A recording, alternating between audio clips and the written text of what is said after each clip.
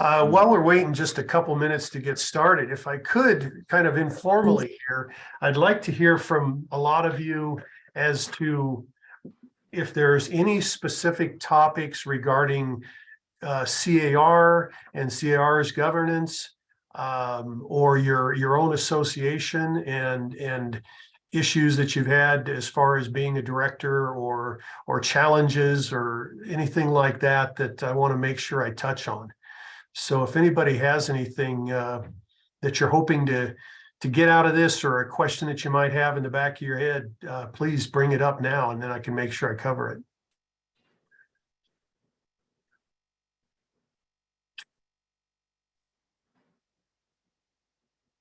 And it's just that little unmute button if you have. I don't have the mute button on. Okay. Because you can hear me. I just don't know why you can't see me. We can hear you now. We've got a picture of your centerpiece on a coffee table. Oh, I need to switch the camera. I don't know. Does that work? There you go. Now you're on. Okay. Problem solved. Any other questions Problem I can solved. help with? Thank you.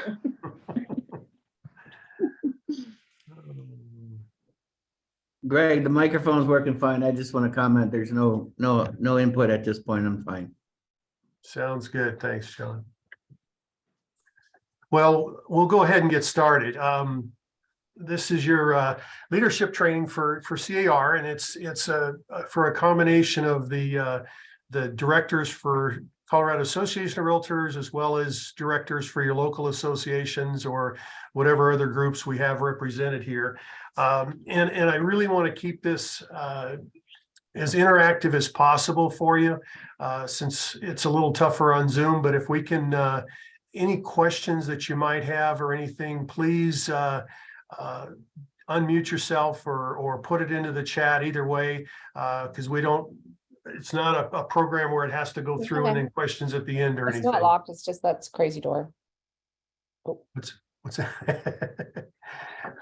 That's okay, Hallie.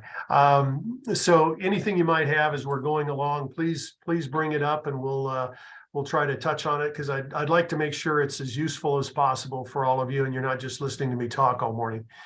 So the structure, and some of this might be review for you, but as you know, we have a three-party agreement with CAR, the local associations, and the national association.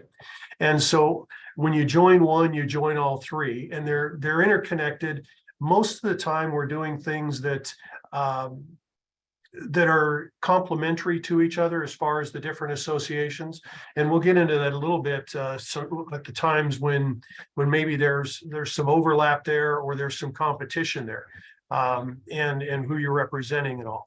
But for the most part, it's each area provides other different things. The state does a lot of legislative stuff on the state level. They do a lot of the legal hotline, different things like that are widespread. The local associations tend to be more focused on what's going on locally, and then of course NAR at the national level.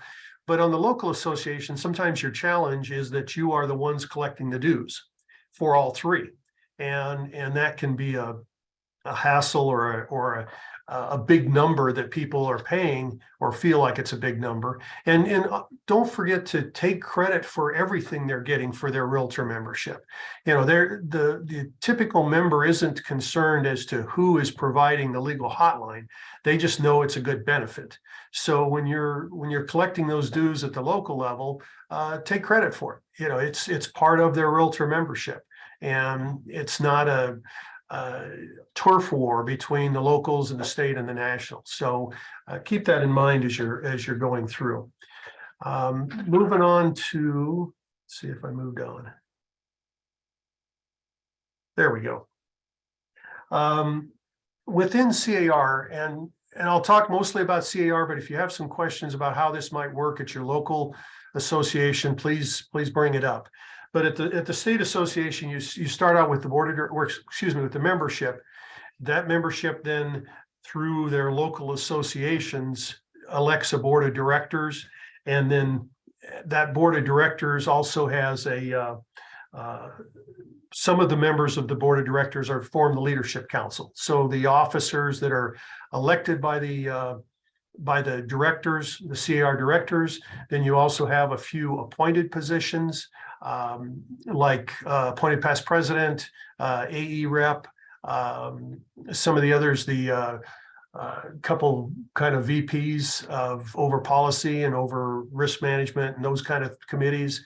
You have the regional people that are elected by their regions of the state. So that forms the leadership council. And that leadership council is there at CAR to act when the board of directors isn't acting.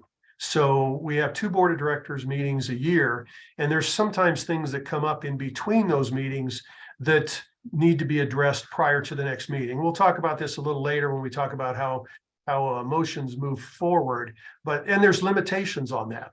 So the directors have the total control over it, and then that interim control, so to speak, is through your elected leadership. So it's important when you're a CAR director and you're voting on leadership to make sure you're comfortable with who you're voting on. It's not just a popularity thing. Make sure you're comfortable with who it is and what they're bringing to the table and how they're going to act on your behalf, because there are times where they're doing that. So make sure Greg?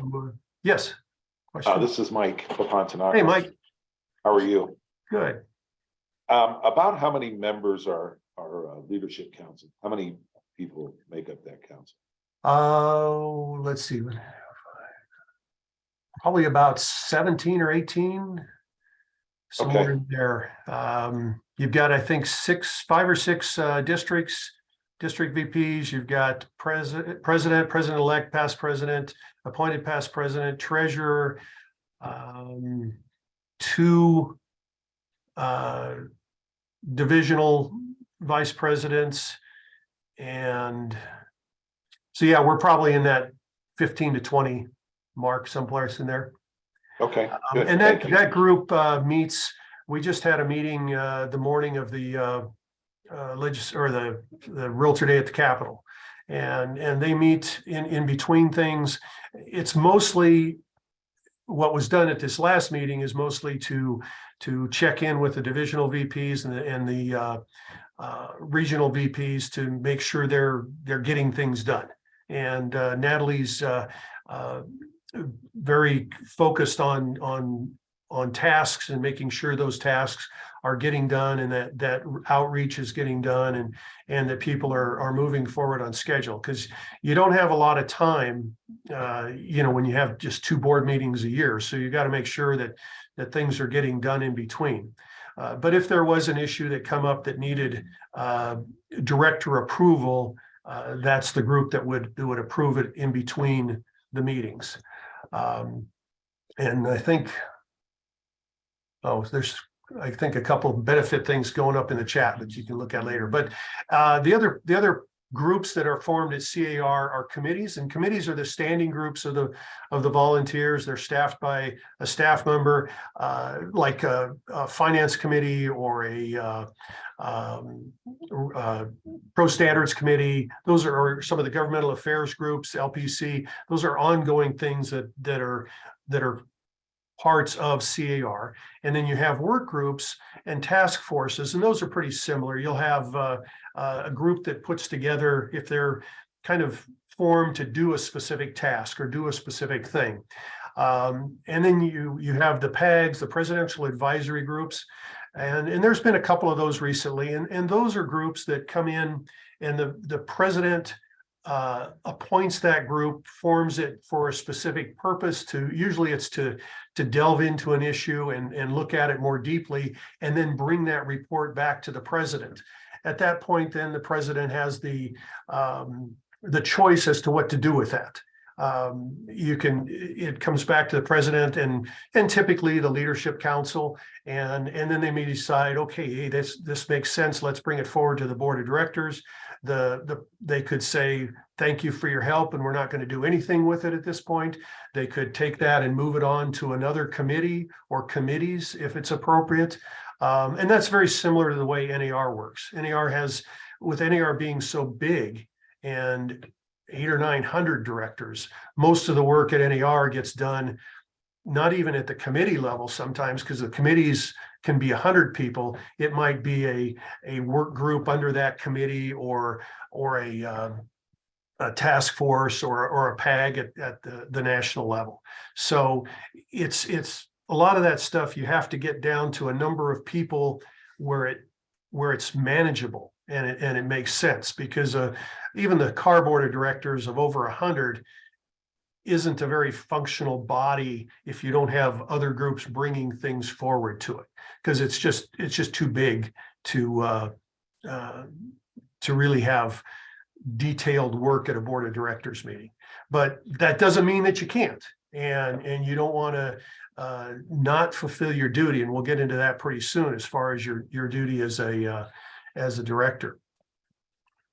Oh, move the slide. So a quick poll for you all, and this I guess would be pertaining mainly to your local board. What do you know if you do you follow policy governance? Do you not? Do you do a little bit of everything? Do you really don't know? I guess if you don't know, it's probably just board governance.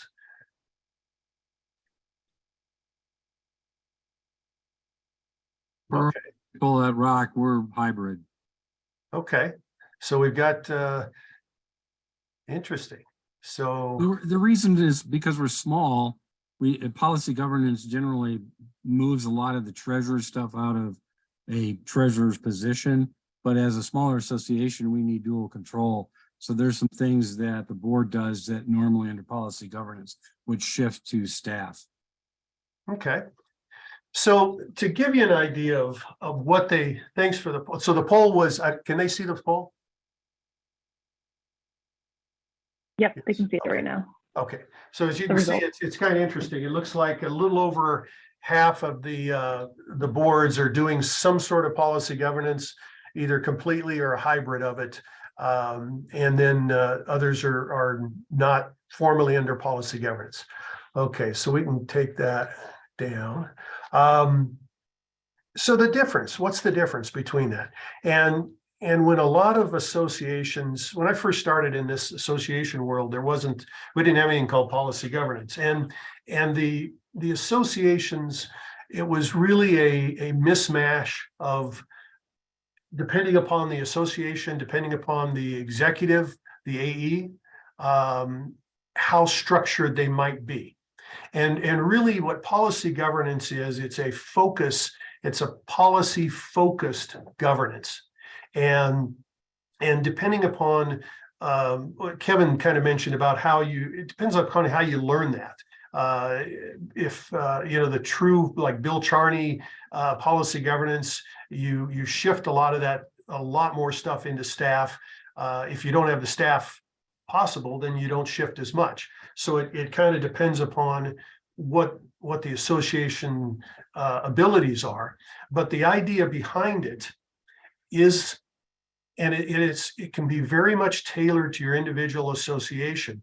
But the idea is that you give control of some things within guardrails to other entities or other people or staff people or a smaller group within the board.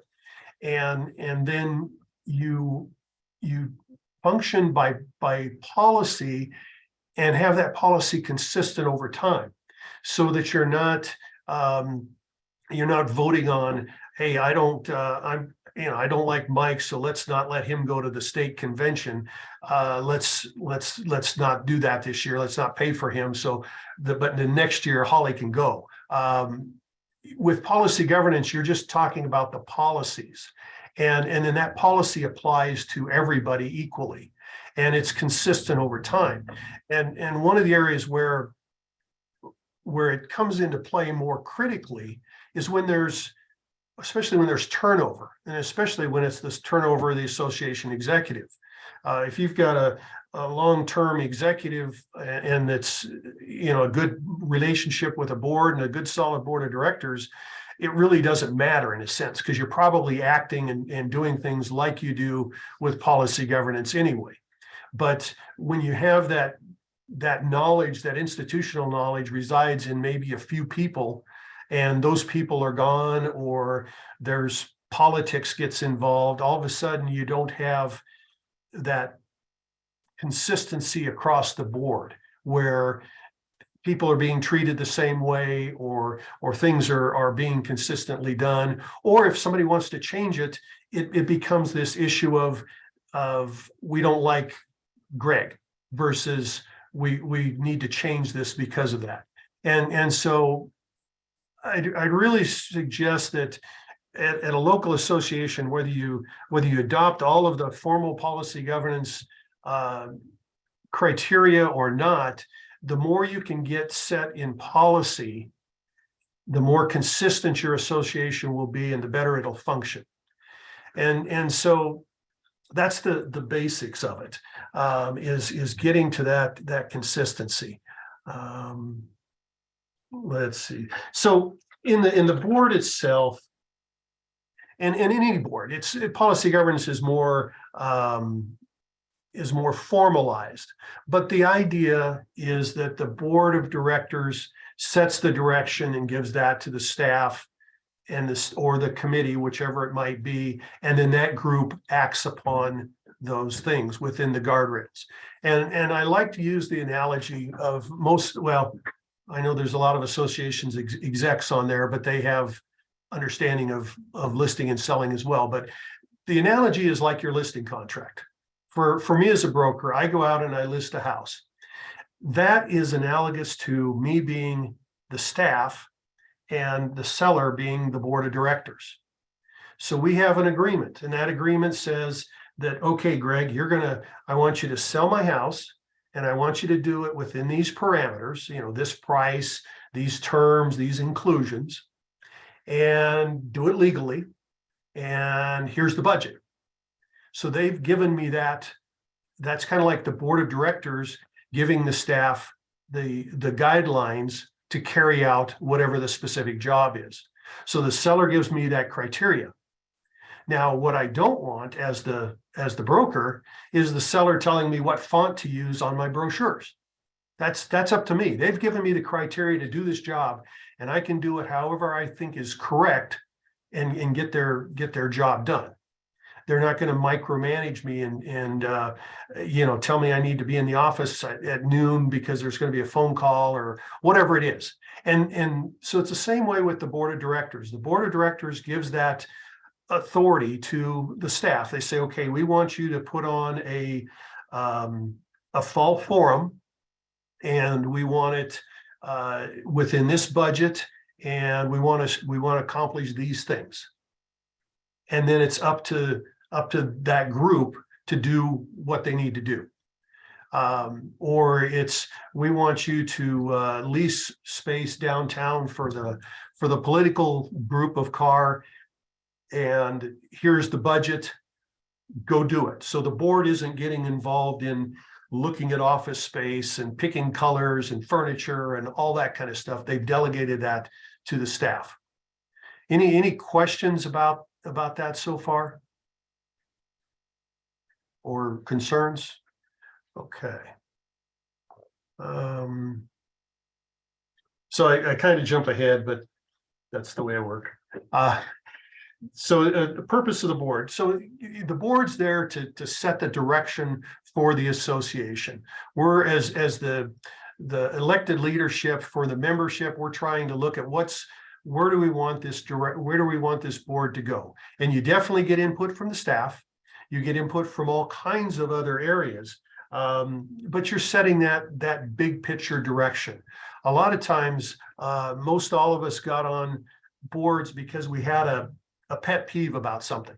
For me, back in the day, it was because my MLS books were mailed to me instead of delivered. So I didn't get them for an extra 4 or 5 days, even though the information was already, a week or two old at that point. We were talking about an MLS book, but it was a pet peeve. And so I talked to the association about it, and they said, you want to make a difference, get on the board.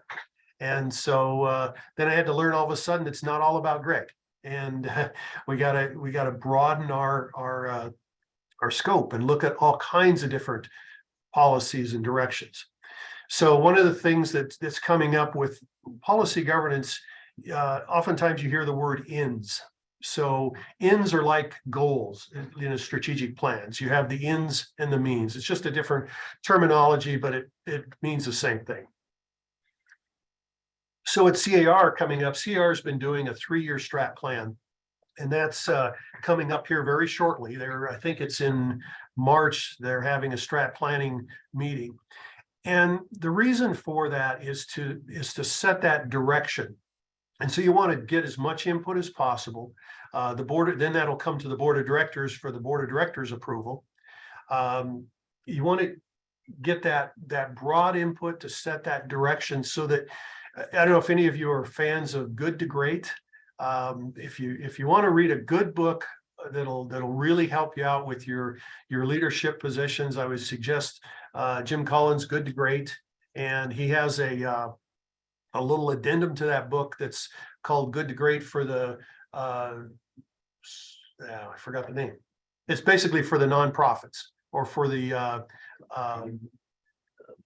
other like association type groups. And then there's also another group or book that he came out with just a few years ago that's talking about the flywheel. And in Good to Great, he talks a lot companies that have done well or boards of directors that have done well. You keep that flywheel going. You start going and you start going, and the more you keep it going in the same direction, the stronger it gets.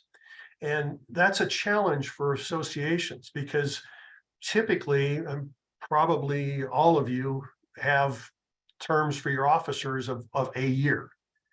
And so when that's just a year long, it's very common that boards go off in one direction during this president and off in another direction during this president and all over the place. And it's hard to get that consistency over time. You even see it at NAR, where it seems like each president has their own thing of what they do with a theme, and sometimes that kind of goes a different direction and lasts for a year or two, and then it comes back and we go a different direction with things. Fortunately, that's just kind of with their theme at that level. But I've seen it happen at the state and at the local as well. If you don't have that long-term strategic plan in mind, you tend to start to wander. And wandering, if you're running on a trail or you're trying to get to a goal someplace, if you don't head towards that goal, you're not going to accomplish it. So having that long-term goal and setting that direction is critically important. And then under that, you have smaller goals that, okay, in this year, we want to accomplish this to get us towards that, whatever it might be. As a board of directors, so I kind of got down the rabbit hole a little bit on strategic planning. The board sets the policies. So if there's a policy about who goes to what meeting or who's in charge of what, that's what the board of directors sets. And protection of assets. Now that's, as a director, you have fiduciary duties to the board that you're sitting on. And one of those duties is financial. And you need to make sure as a director, you do elect a treasurer or financial officer, whatever that person might be called, and you have staff that does that. But still, as a director, you are responsible for those finances. And you want to do your due diligence. Doesn't mean that every director needs to look at the checkbook every month, but it does mean that you need to have a basic understanding of the financial statements. Take a look at that when the financial report is given. A lot of times people just gloss over that. So take a closer look at the financials. The things that I can tell you as a kind of a beginning director, look at variances. That's oftentimes an easy place to look at and can spur your thought. So if budget versus actual and it's off, either it hasn't, not very much has been spent or too much has been spent or more income or less income, ask the question or look for the answers if they're in the financials, or talk to the treasurer or talk to the staff and just ask the question, why did we spend half as much on that? Well, or if we got half the income, but we spent all the money, how are you going to make up that difference? And so think of things like that. It's easy to do without a lot of financial background, but don't be afraid to ask the questions. The treasurer is always, every treasurer I've known at CAR has always been trying to figure out easier ways for the directors to look at a dashboard or a one sheet type of thing or whatever it is, so that the directors can more understand the finances. And one of the toughest things for directors at CAR seems to be kind of holding the reins on spending sometimes, because a new idea comes up and for whatever it is, and oh, it's only 50,000, let's just spend the money. And we've got it in reserves. We'll take it. Be careful. I joke that I don't think the CAR board of directors has ever met a financial augmentation that they didn't like, but that's not necessarily a good thing. You want to, we're spending, we as directors are voting on spending our 29,000 members' money. And it's a big deal. So pay attention to that. Or at the local level, you're spending your 200 members' money, and they're going to be, make sure they're getting value for that money. Representing stakeholder and member interests. So as a director, you are in charge of whatever board you're sitting on. And that's who your duty is to. But that doesn't mean that you forget about everybody else, because you're coming from an area, you've got a background, you're coming from a company, you've got a background from that. You bring that information forward, but you're looking out for the members of the board that you're sitting on. Ensuring progress is just take a look at where you're going versus the strat plan. That's the easiest way to see it. Are we getting closer to accomplishing those goals or not? Promoting the organization, and as authorized. There's times where certain people are spokespersons for the board. So typically the president is the spokesperson, the executive officer oftentimes is a spokesperson. There may be others. CAR has media trained spokespeople that do interviews and things like that you can be involved in. Sometimes a local board may authorize somebody to do something at an event or something, but make sure that you're not being looked at as a spokesperson for the board if you don't have that authority. And oftentimes that's a fuzzy line. You got to be careful with it. Even at the NAR level, a couple of years ago, it was passed that we added the professional standards about doing things on social media that are like bullying or discriminatory or inciting violence. Those kind of things can be a professional standards issue. And the reason for that is that the NAR board of directors voted to go ahead and do that, is that as a realtor, when we put that R on our chest, we're kind of representing the whole industry. And if I'm out being wacko, that looks bad for the rest of us, even though it's not when I'm showing houses. I might just be out on the weekend and doing something that's not appropriate. So it's a tough call, but you can see that I might be construed to be doing that and hurting all of you because I'm part of the organization. And it gets even tougher at the local level when you're on the board and it's a small town and everybody knows you're on the board, then they think you're speaking for the board. So you got to be real careful when you're doing that. Relationships. So with whether it's the staff, the AE or CEO, the attorney, the CPA, the board will, and if you don't, you need to have policies, especially small boards, well, all of them, as to who can contact that person.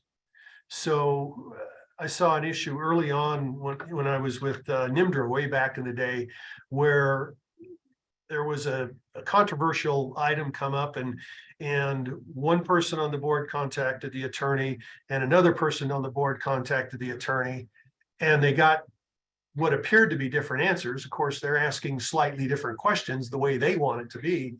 And so we had a big blow up at the board because, well, the attorney said this, no, the attorney said that, and that caused real problems. So you want to make sure that it's clear who can address the attorney, the CPA, or other consultants from the board of directors, not just anybody that wants to call them up, because you also have a financial, you get a bill because somebody else called the attorney a bunch of times. The board's not going to be very happy about that, but there needs to be a way of handling that. And if the concern, if it's the president that gets to call the attorney or the AE, and the concern is about something the president's doing, your policy should have in effect what happens if somebody, who can call if it's not the president, so that it's not eliminated. And that's the same thing when it comes to an abusive situation or whatever it might be, or an improper situation. If it's the association executive, or if it's the president of the association, the policies need to state how that's handled. If that goes to somebody else within staff, or somebody else within the board of directors. So make sure if you have questions about that you have that in place. And if you don't have it in place, I would really suggest getting it in place now before you have the problem. It's always tougher to put in policy after the fact or during the problem. And some of you may remember about probably 8 or 10 years ago, we had one of the votes when we used to vote in person, fortunately, that was tied. And we didn't have a formal way in policy to break the tie of the vote. And so we figured it out on the fly. But the next thing was to do was put it in policy, so that there's a way to make sure how it's getting done. So that's just another example. Fiduciary duties, we talked about a little bit. Anybody have any questions about your service on the board, or comments or issues that you've seen? No. Okay. Strat planning, QR codes are back because of COVID, which is great. So if you want to pull up CAR strat plan, you can pull it up there.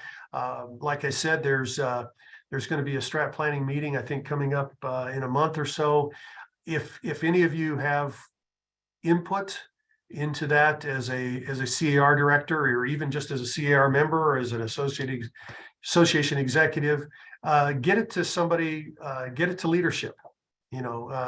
Get Natalie an email and say, hey, I'd like you to consider this, or whatever it might be, and she'll get it to I don't know if Natalie's on here, if I'm going to be speaking out of turn for her, but get it to her, or get it to me, and we'll move it forward. Get it to the staff. They'll bring things forward, and because we want to see where this organization is going, and we can move it forward.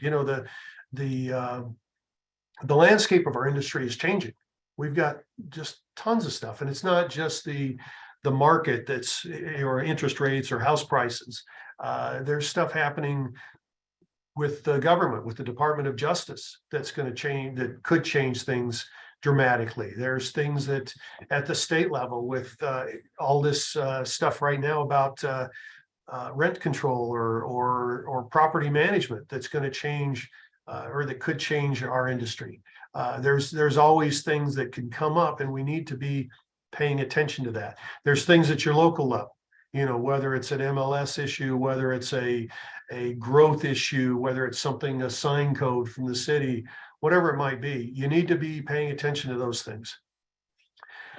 And then, so when the board sets those big goals, then that stuff comes back down into smaller groups, into the divisions, into the different groups. So whatever it might be, there's typically a flow, so that all that work doesn't have to get done by the board of directors in this big meeting. It can be done by smaller groups. Questions on any of that from anybody?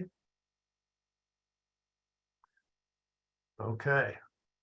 So with CAR, and your other boards may have something similar to these things. We have committees and work groups, and so they'll take those objectives and work toward that. Those are typically established by the board of directors. And depending upon what it is, they may go on, or they may be for a certain period. It's really kind of open as to how that's done. The task force, that's a specific issue. And one of the things that's not on this slide that can happen is you could also, with policy governance or even without it, you can have a task force that's established by staff. Staff may need some input on a specific thing. If they've been told do X, and in order to do that, they want to get input from the brokerage community, they may put together a task force to get them that input so that they can make that decision. So a task force doesn't have to be only for the board of directors. It could be in some cases for the staff. If it's a staff decision that they're making, they might want to get more input. Sometimes that's just done informally, but they might want to get more input to it. Otherwise, they do their assignment, they make their recommendations. And I always have to caution, because especially at the state, oftentimes the task forces or the PAGs feel that they came to a decision and then that should just be implemented. And they're not the final body. The final body for things is the board of directors or the leadership council. And so those reports go back to that group, and then they might be changed. They might be brought forward. They might be not. It's really up to the bigger group. So you keep that in mind when you're serving on that it's not the final word in everything.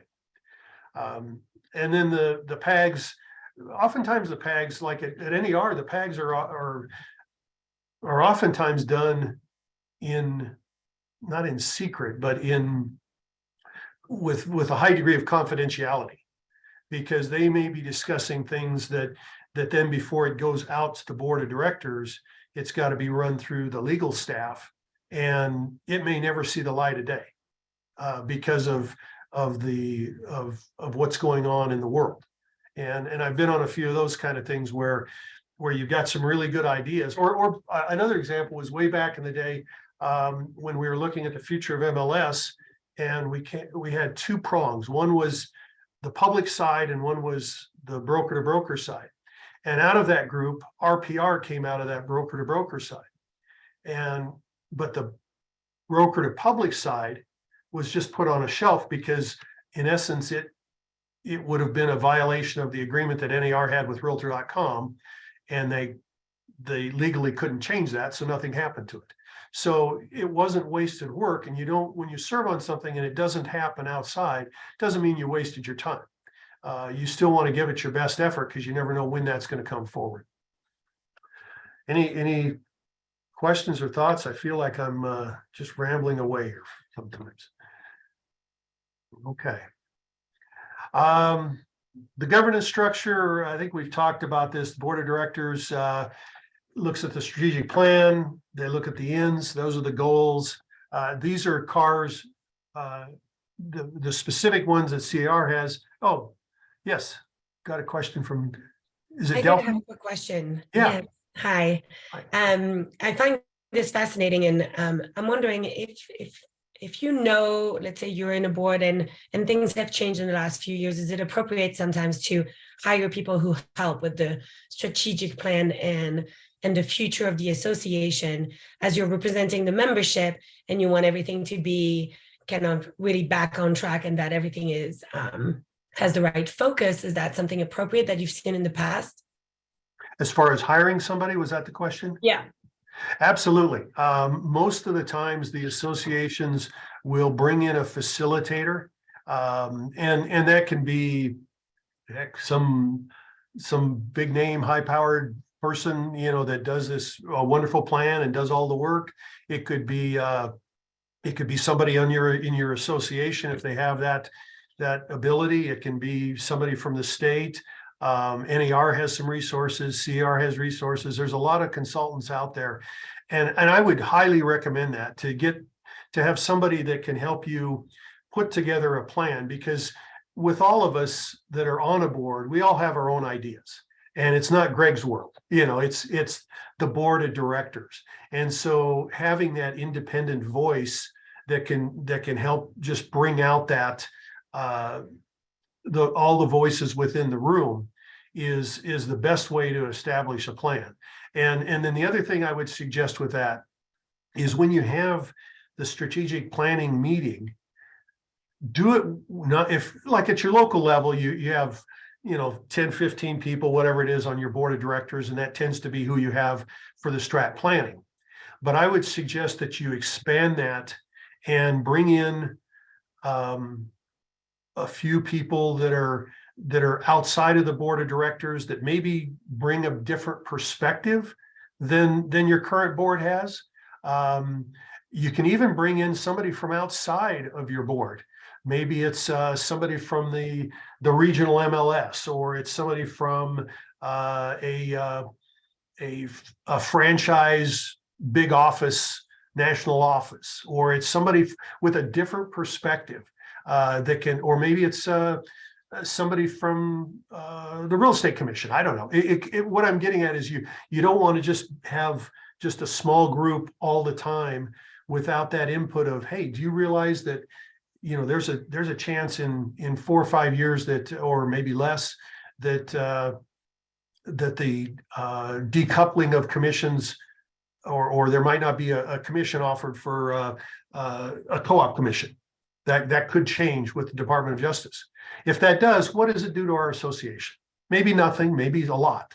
Or if there's something different with the real estate commission that's that requires different supervision, how does that change things in our association? So I would highly recommend you have somebody come in. I'm a big fan of getting information to the directors all the time. When I chaired our regional MLS years ago, we would have a work session before each quarterly meeting, and we'd take an hour and have a guest come in from something different just to talk to the board.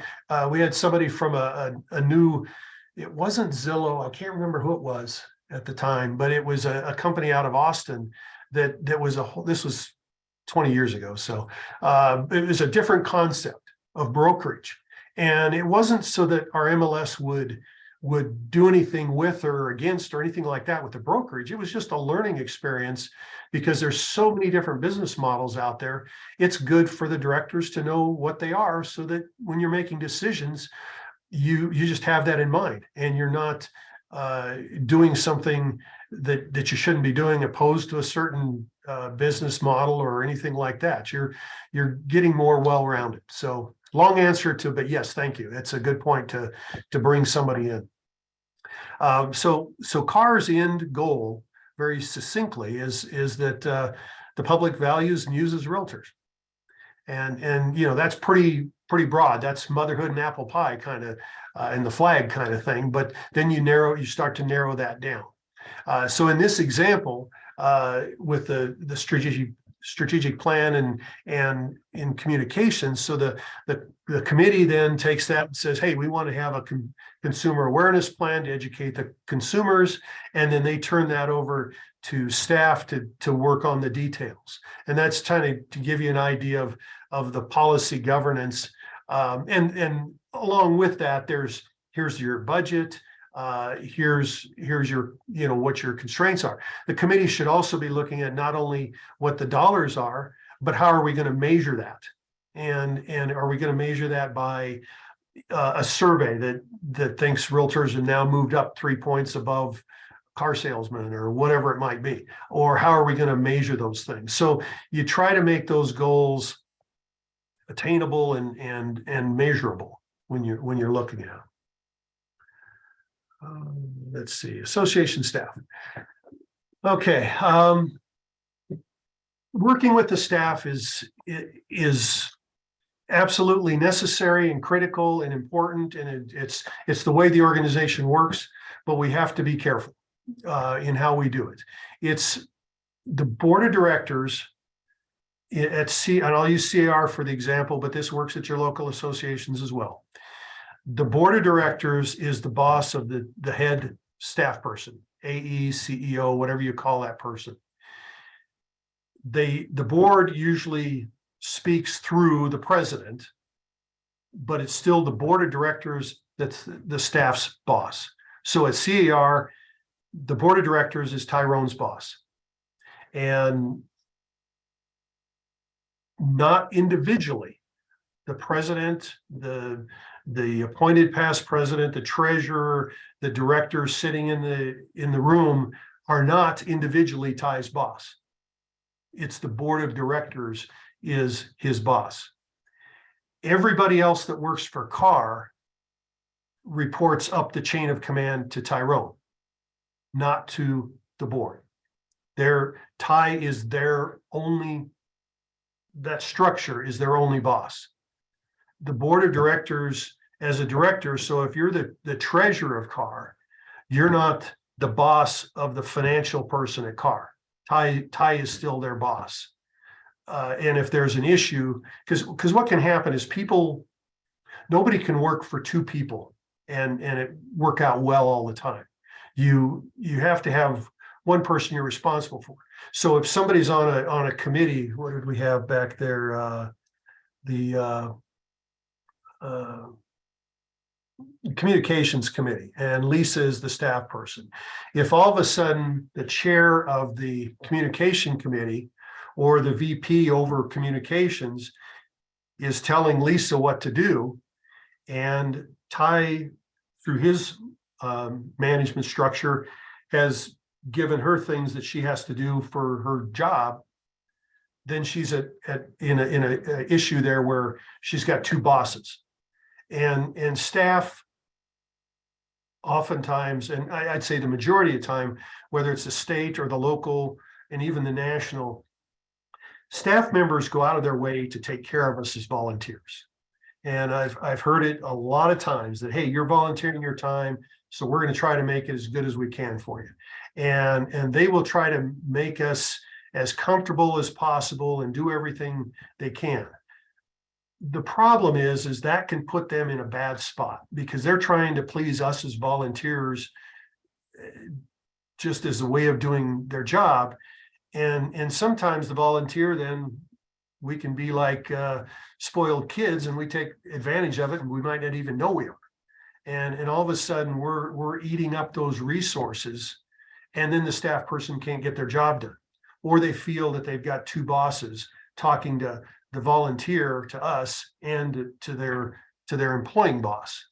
And so we've got to be careful that we don't cause that staff person to be responsible to two people. So be aware of that. And for the staff people that are on the call, don't spoil us too much, because we're just people and we tend to, it's just like our own kids. If you give them something, they're going to want something more. And we're all people. So, and it's a fine line, because when you're the executive of the association, the volunteers are also your boss. And so you've got to be careful with that, because they're the ones that can hire or fire you as a group.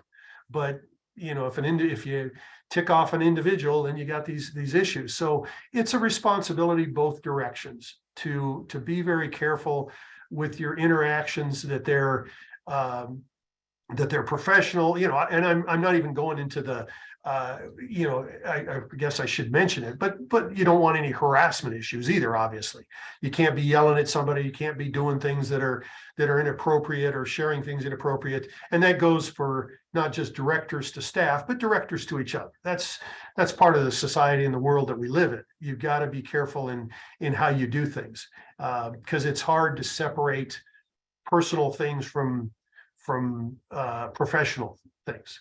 So, and you guys all deal with that every day, when you're out showing houses, and then if you're the guy charging the ref at your little kid's softball game, it's not going to help you in your business.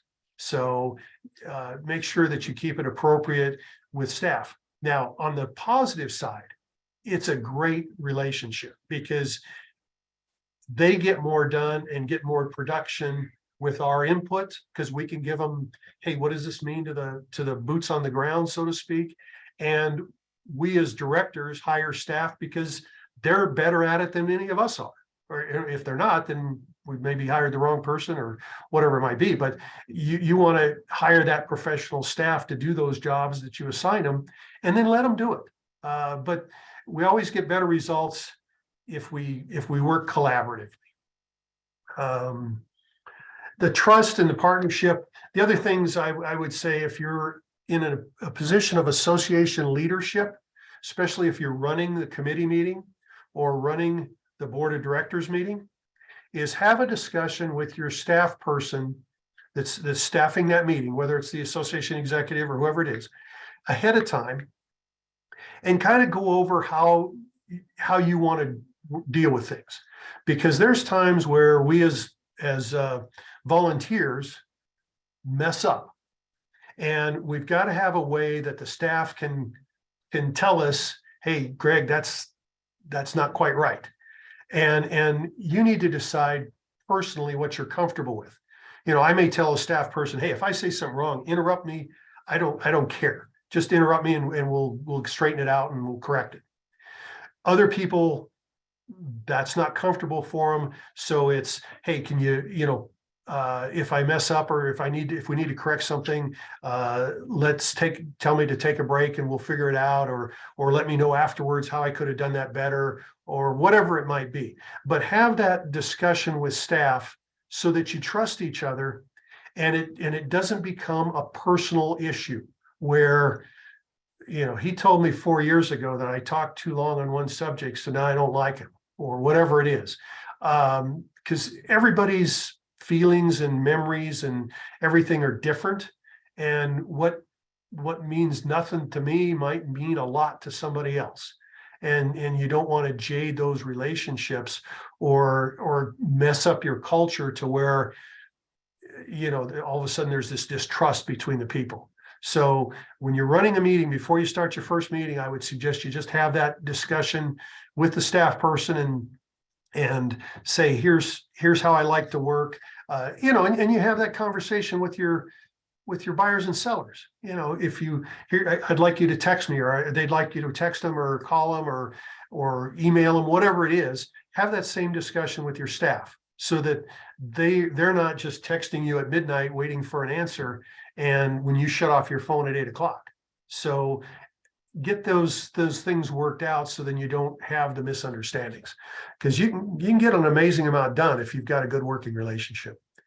Any questions or comments about working with staff, or from any of the staff for working with the volunteers?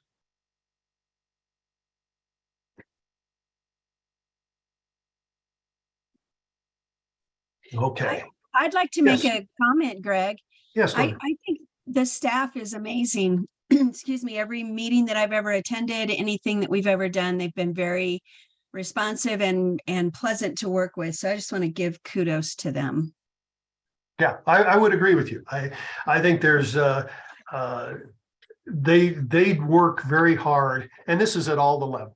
I've seen a lot of staff at all the levels that work very hard to get things done. Every once in a while, and it's not what somebody likes, and they change places or careers, but 99% of the time they're really trying to get the right thing done. And I think the same thing about the volunteers. I think most every volunteer is there for the betterment of the association, and sometimes they sway from that individually. People get excited about something that they're passionate about that might not be in the best issue of the board they're sitting on. So you got to bring them back on that. But I think for the most part, people are good. I don't think we have people that are saying, hey, I'm going to get on the car board of directors just to mess up real estate in the state of Colorado. Yeah, I think they're good meaning. And you're right. We do have a lot of good staff at CAR. Fiduciary duties. So these are kind of like the legal things. And then I'll give you some ideas on how to do this stuff. But care, obedience, confidentiality, accounting, and loyalty. So you're there, you've been elected to the board, whether it's CARS board or the local board. It's a job that you've volunteered for. And that everybody else there has volunteered to do that job as well. So you got to take it seriously. If you don't want to do it, don't do it. It's nobody's making you do this. You can be in the pipeline and your world changes at home or in your office or whatever, and you decide you don't want to volunteer anymore, then don't volunteer. We are all replaceable. And sometimes that's a big hit to our egos, but we are all replaceable in all these places. So you want to have people that are back to good to great, the right people on the bus in the right seats. If you don't want to be on the bus, don't take up a seat. Just, do something else that you want to do. So when you're a director, you want to attend the meetings, and we'll get into CARS policies, but being at the meetings, you want to be prepared. You shouldn't be looking at the agenda for the first time as the meeting starts. Those things are sent out ahead of time so that you can take a look at it. So be prepared. And a lot of this is, especially when you get in smaller and smaller boards of directors, you're doing this because otherwise you're in essence being rude to your fellow directors, because everybody's volunteering their time, and that's really what we're giving of ourselves, and that's a limited quantity. And so don't be wasting other people's time because you're not prepared or you're not interested in the meeting. If you don't want to do it, don't do it. So be attentive, be diligent, and we'll get into some more of that stuff in a minute. Obedience, that's just basically doing things the right way within the policies, within the laws, the bylaws. Loyalty is acting in the best interest of the board. Again, when you're serving on the Pikes Peak Board of Directors, that's who you're there for. If you're at CAR, that's who you're there for.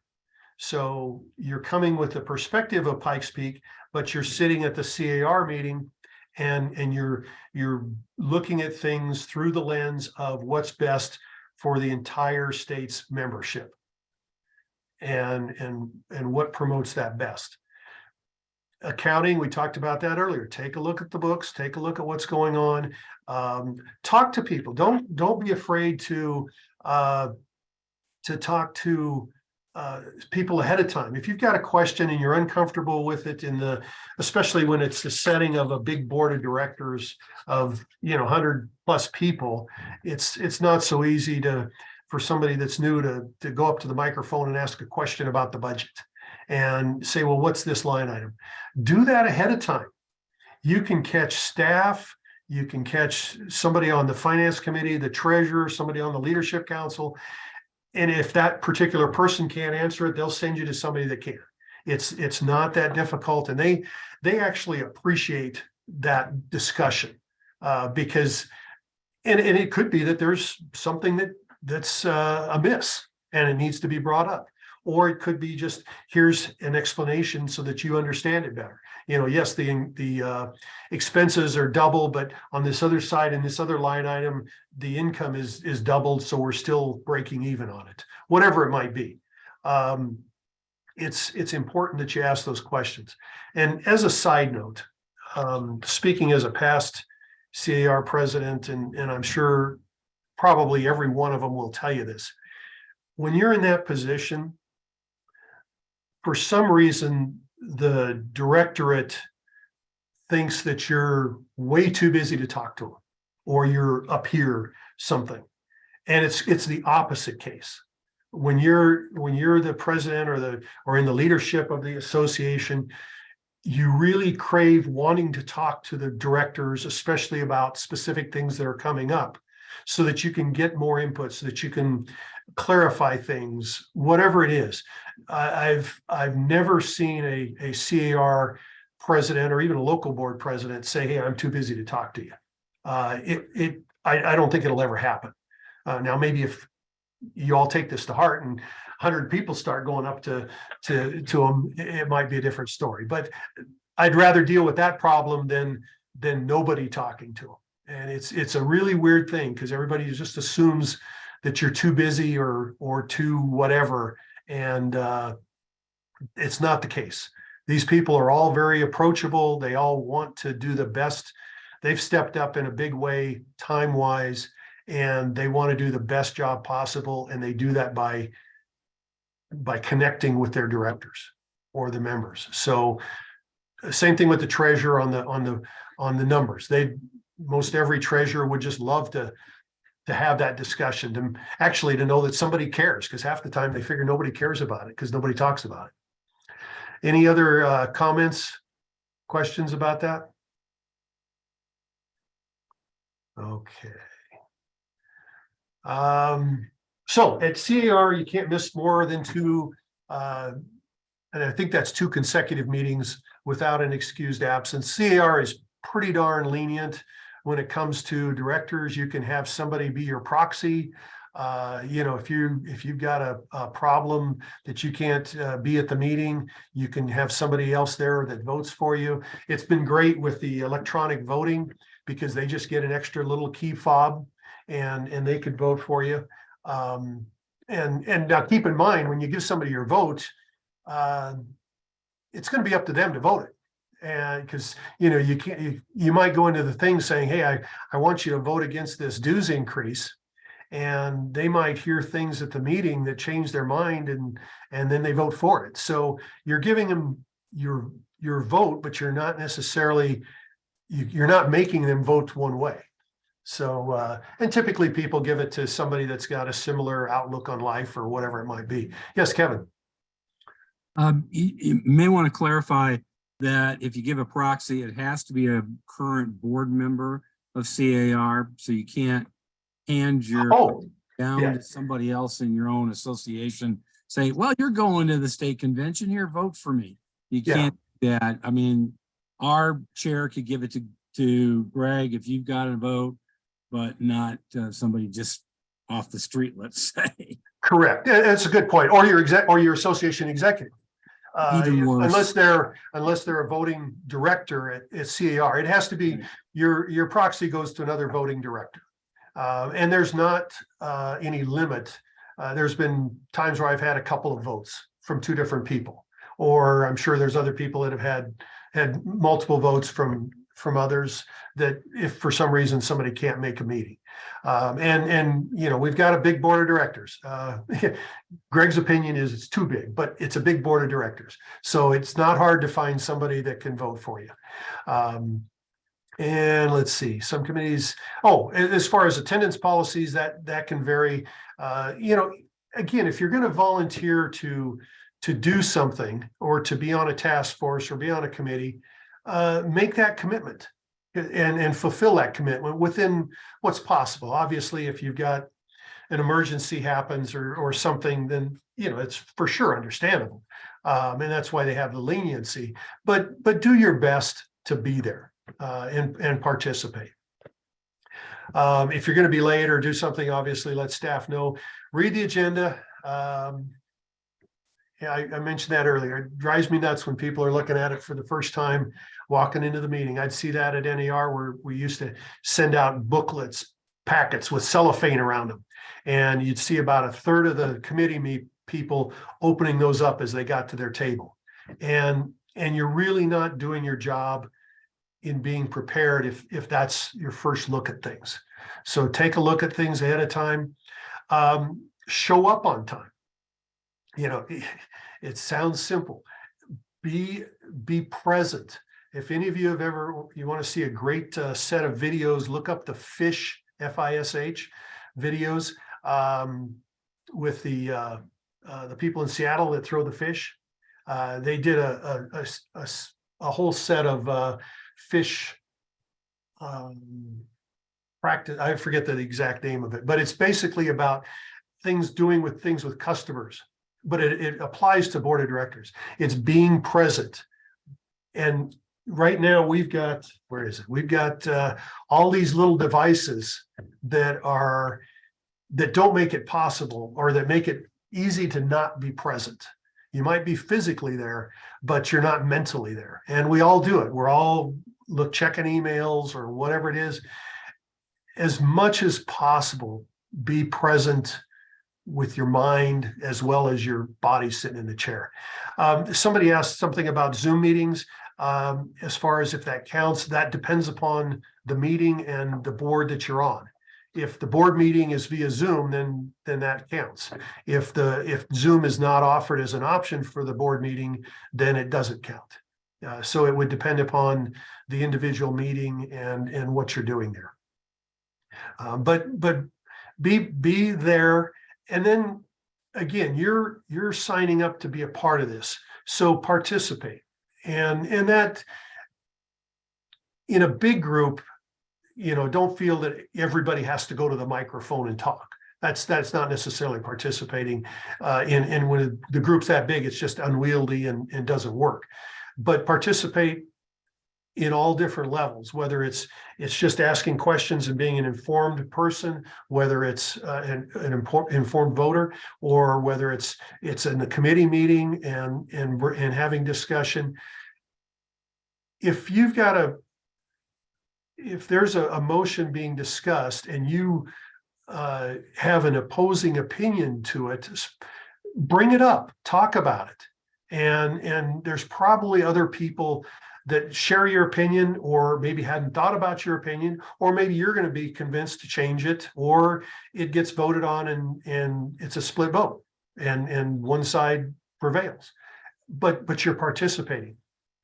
You should always be voting on everything unless you have a conflict of interest.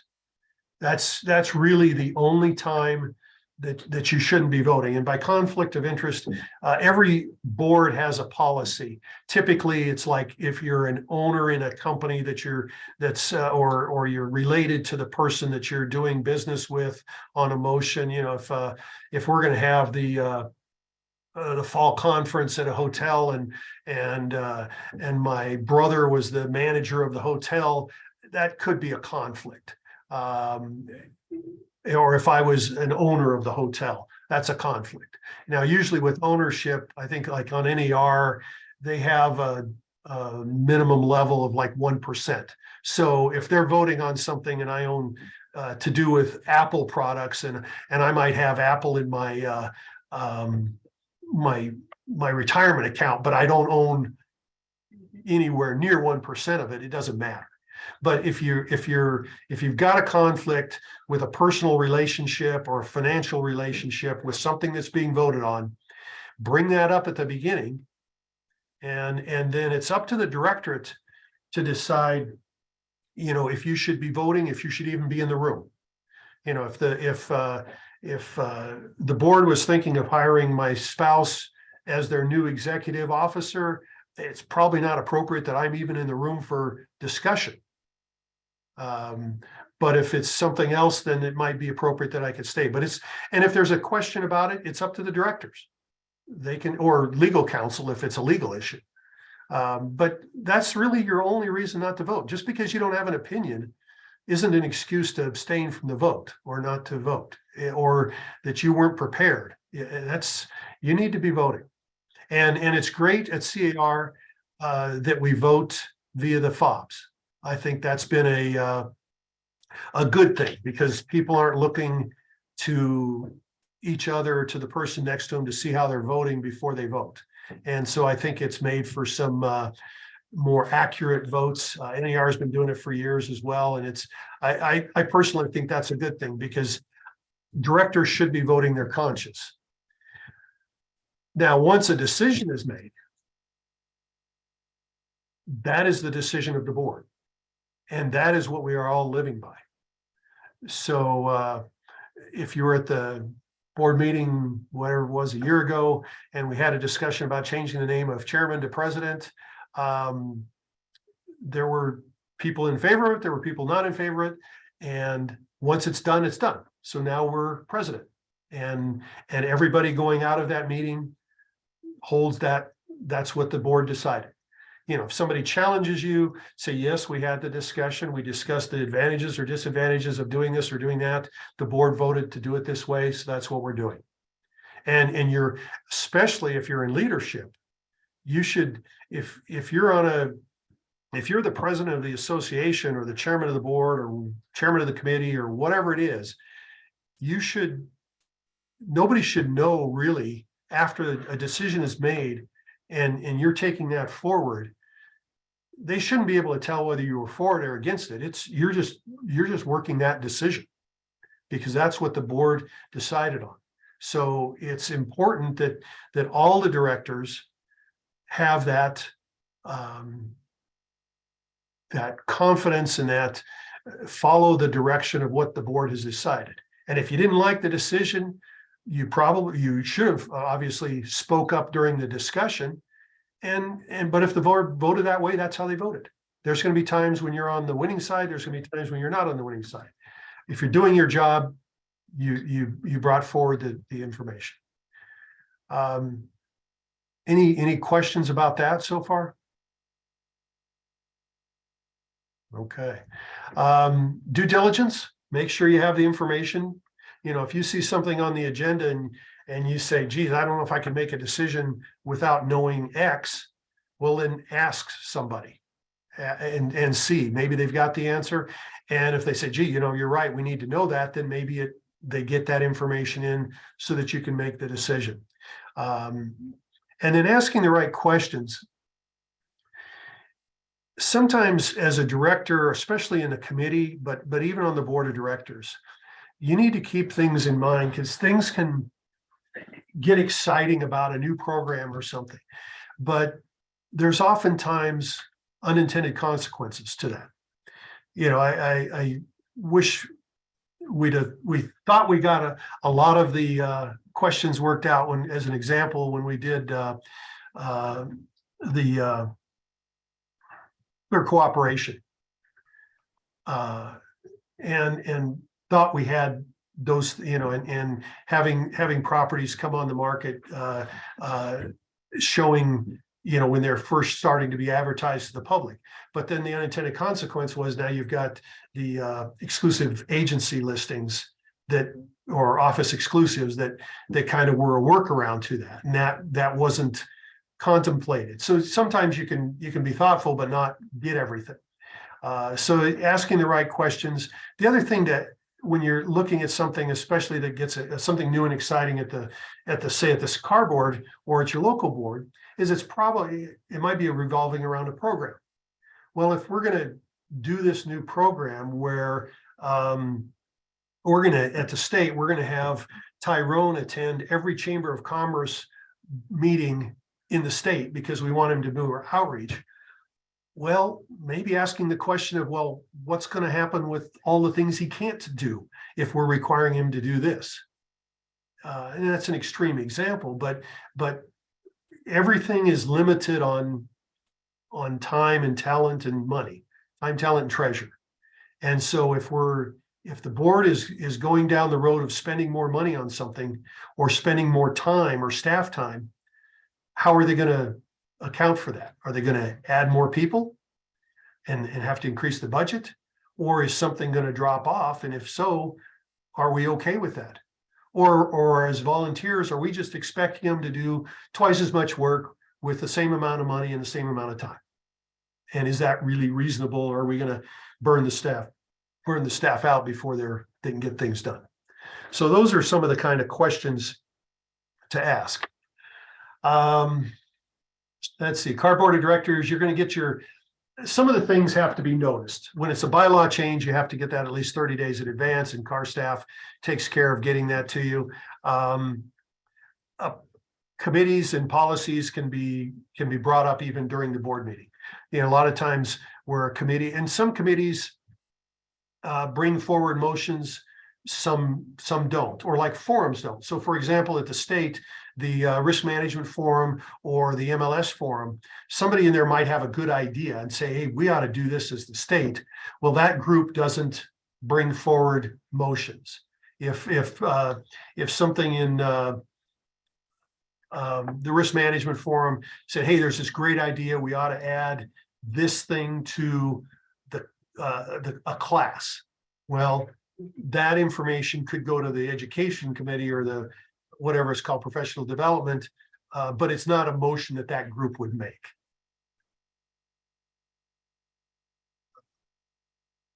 Loyalty, well, I guess I got way ahead of myself. We talked about this a lot. Does anybody have any questions about loyalty? So when you're sitting at that board, the neat thing with a board of directors, and the reason you have a variety of people, is you have a diversity there. And it's not just diversity as we think of with protected classes. It's diversity of small office, big office. With CAR, it's regional diversity, geographic diversity. It's experience diversity. People that have been in the business a long time, people that are newer to the business, all kinds of demographic diversity. But that doesn't mean that you're representing that demographic or that office or that county, or you might be from that area, but you're there with that background to add to this melting pot of discussion and bring those points of view and those perspectives, not to vote on behalf of somebody back home. You're voting on behalf of the entire direct or the entire membership of whatever board you're sitting on, not where you're coming from. But it's vital that we all come from different areas, because that way we're going to bring different perspectives. And that's why it's good to, there's been a big movement at all the levels of the associations to bring diversity where we may not have it. A large board like Denver has even gone to the degree of to make sure they have diversity, is they have 4 of their, I think 18 or 16 seats that are dedicated to different groups, NAREB and area, and I forget the names, but the 4 different groups so that group, that board with that diverse membership elects a director to the DMAR board. So you can put that diversity, kind of institutionalize it, or you can do it within a board of trying to make sure, hey, we've got to get somebody from that office because we don't have anybody from that office or that type of business model or representing that community on our board of directors. And so we want to make sure we get a good as variety as possible so that we get all these different perspectives into that board and that you listen to those perspectives, because we all make decisions better or come to a better decision if we do it with all these different points of view, and you learn from it. So when you're at the CAR board, even if you're a local board president, you're voting based upon what's going on, what's the best in your opinion, but it's what's the best for the CAR membership. It might not be, maybe you come from a real big office that has its own education, and CAR's coming up with a new education program that doesn't do you a bit of good, but it'll do a lot of the membership good. Well, that's what you got to look at, not what's good for me personally or for my place. Any questions or thoughts on that from anybody?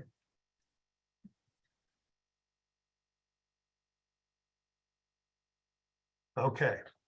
Yeah, this is pretty much what I just said. Yeah, personal, what somebody else would like you to do. People there's always a lot of hall talk and lobbying, so to speak, and that's fine. You can, share your opinions with people. You joke that in real estate, we're always, if somebody doesn't agree with me, it's just because I haven't explained it to you enough times, and I'll just try it until I do. But because that's usually what we're dealing with our buyers or sellers. We have to explain it to them a different way so they understand what it means to live in a metro district or whatever it might be. But all joking aside, it's an important part of it. So have those discussions, but still vote on what's best for the board you're sitting on. I think I'll skip the test. You guys are doing okay. Okay, the loyalty. So let's see, current and local board have opposing positions on a legislative bill. And this can happen. You know, you can have the state have a stance on something and you personally don't like that person or don't like that policy, or maybe it's a what's perceived as a western slope versus eastern slope issue, or a metro area versus rural issue. So as car director, you bring a perspective of your local association, but you're sitting there voting as a car director. So you need to decide what's best for the car membership. Is it a violation of loyalty if you have discussion before the vote stating an opposition to the motion? Well, no. That's you're bringing a perspective. You say, well, the people here in Firestone, that doesn't make sense, and here's what would make sense for us. But so I'm gonna have that discussion, and that's healthy and that's important, because other people need to hear, other directors need to hear that perspective that you're bringing. Now, once the motion has been decided, then I have to, as a director, support the motion that the board chose. That clear to everybody? Good. Seeing some nodding, so at least you're awake. That's a good thing. Let's see, car leadership supports a dues increase for the general budget. Local association just passed a dues increase and doesn't want to see it go any higher. You're a car director and you're on that local board.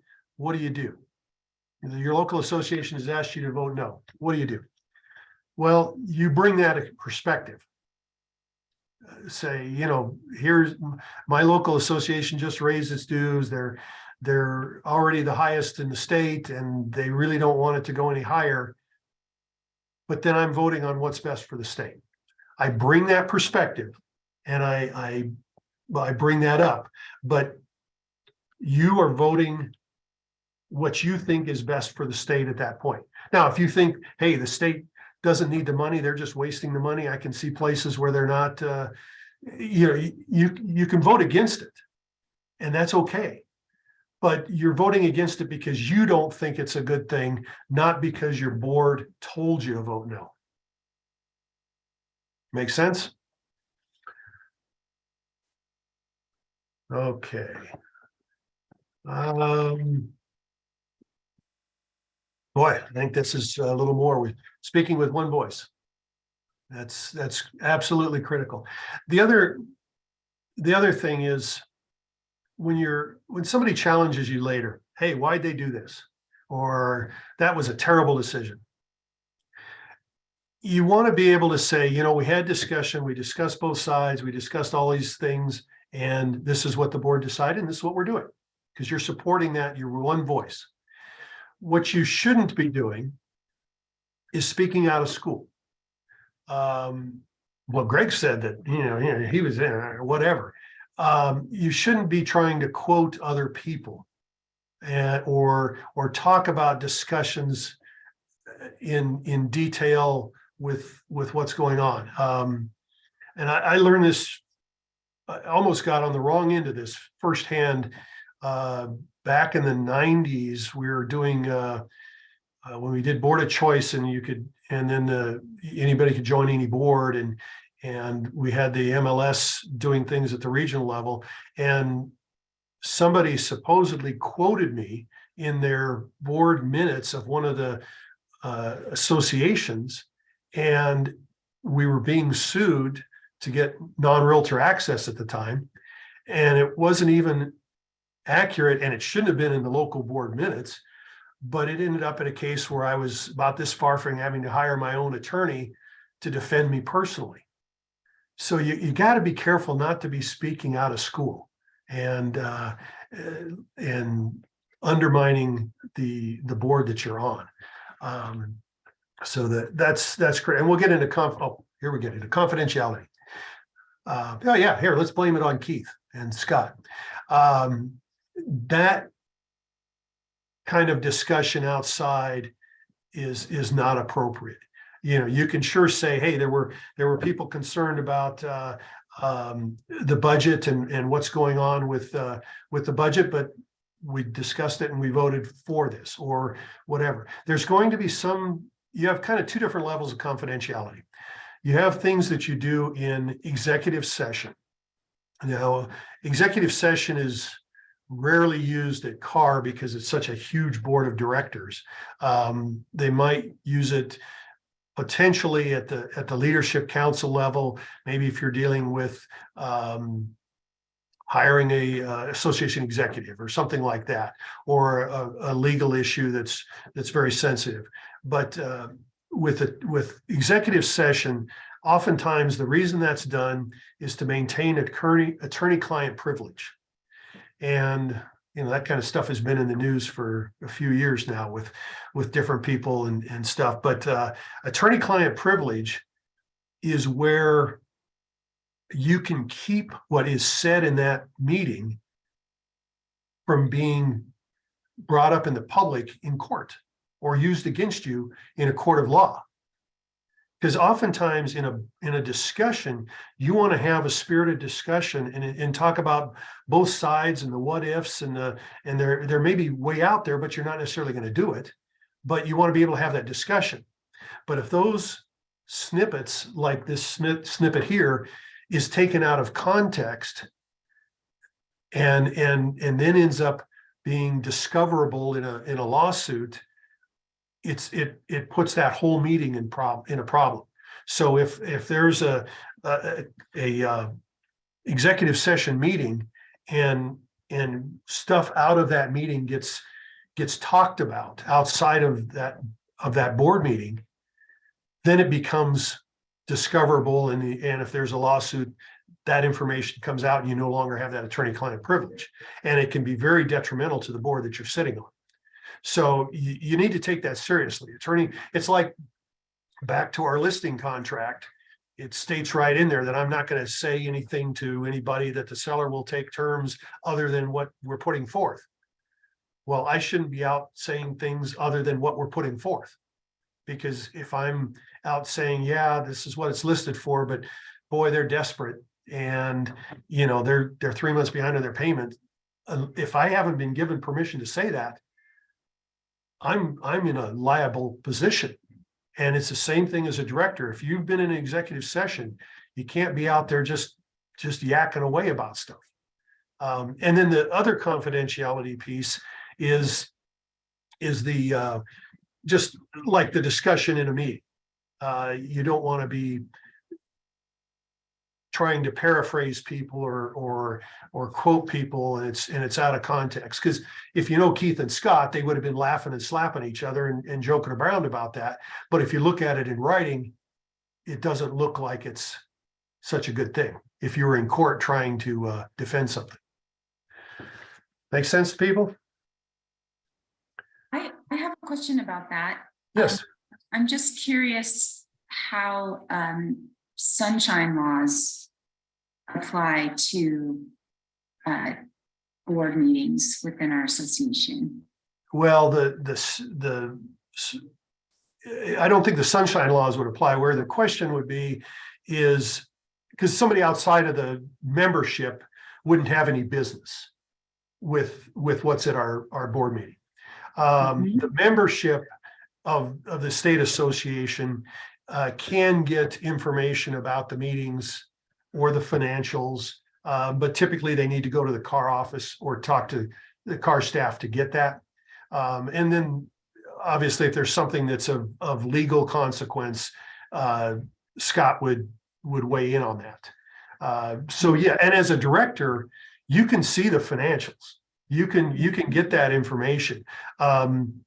Now, some of that stuff, just like the audit, that goes to the audit committee, And is usually not distributed to the board of directors, other than maybe a cover letter or a summary letter. But as a director, you could go to that chairman of that committee or to the staff person and look at that information or ask questions about that information. Unless it's something that was attorney-client privilege to where it's for only certain eyes, or they might have you sign a non-disclosure or something like that. That'd be a good question for Scott, but I think that it's basically, as a member, you have rights to see things. As a director, you have rights to see things, but the public doesn't. George, did you have your hand up? It popped up for a second. I think you answered it, Greg. The sunshine law is just to help a little bit apply to public entities like your local government, your county government, state, that sort of thing. And even those meetings can be subject to the Colorado Open Records laws. What Greg's telling you, doing a great job, Greg, is that we're a private organization.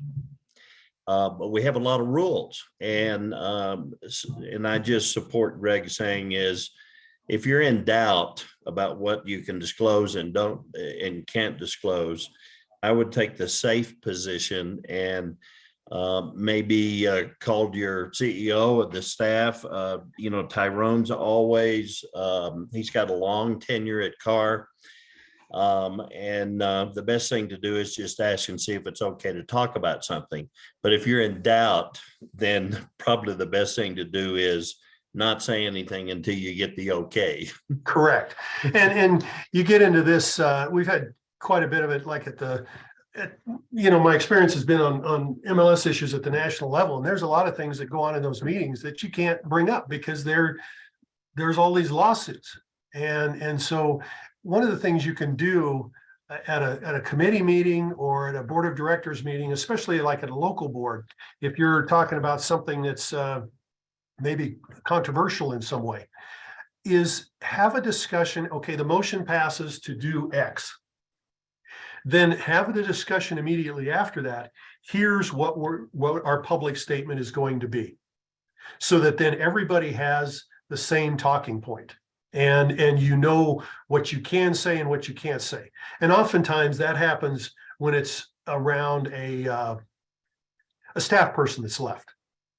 Okay, this person has left, and whatever the circumstance, it doesn't matter. And then the board says, okay, here's going to be our statement about that. Because you can all see where that can become a legal issue real quick.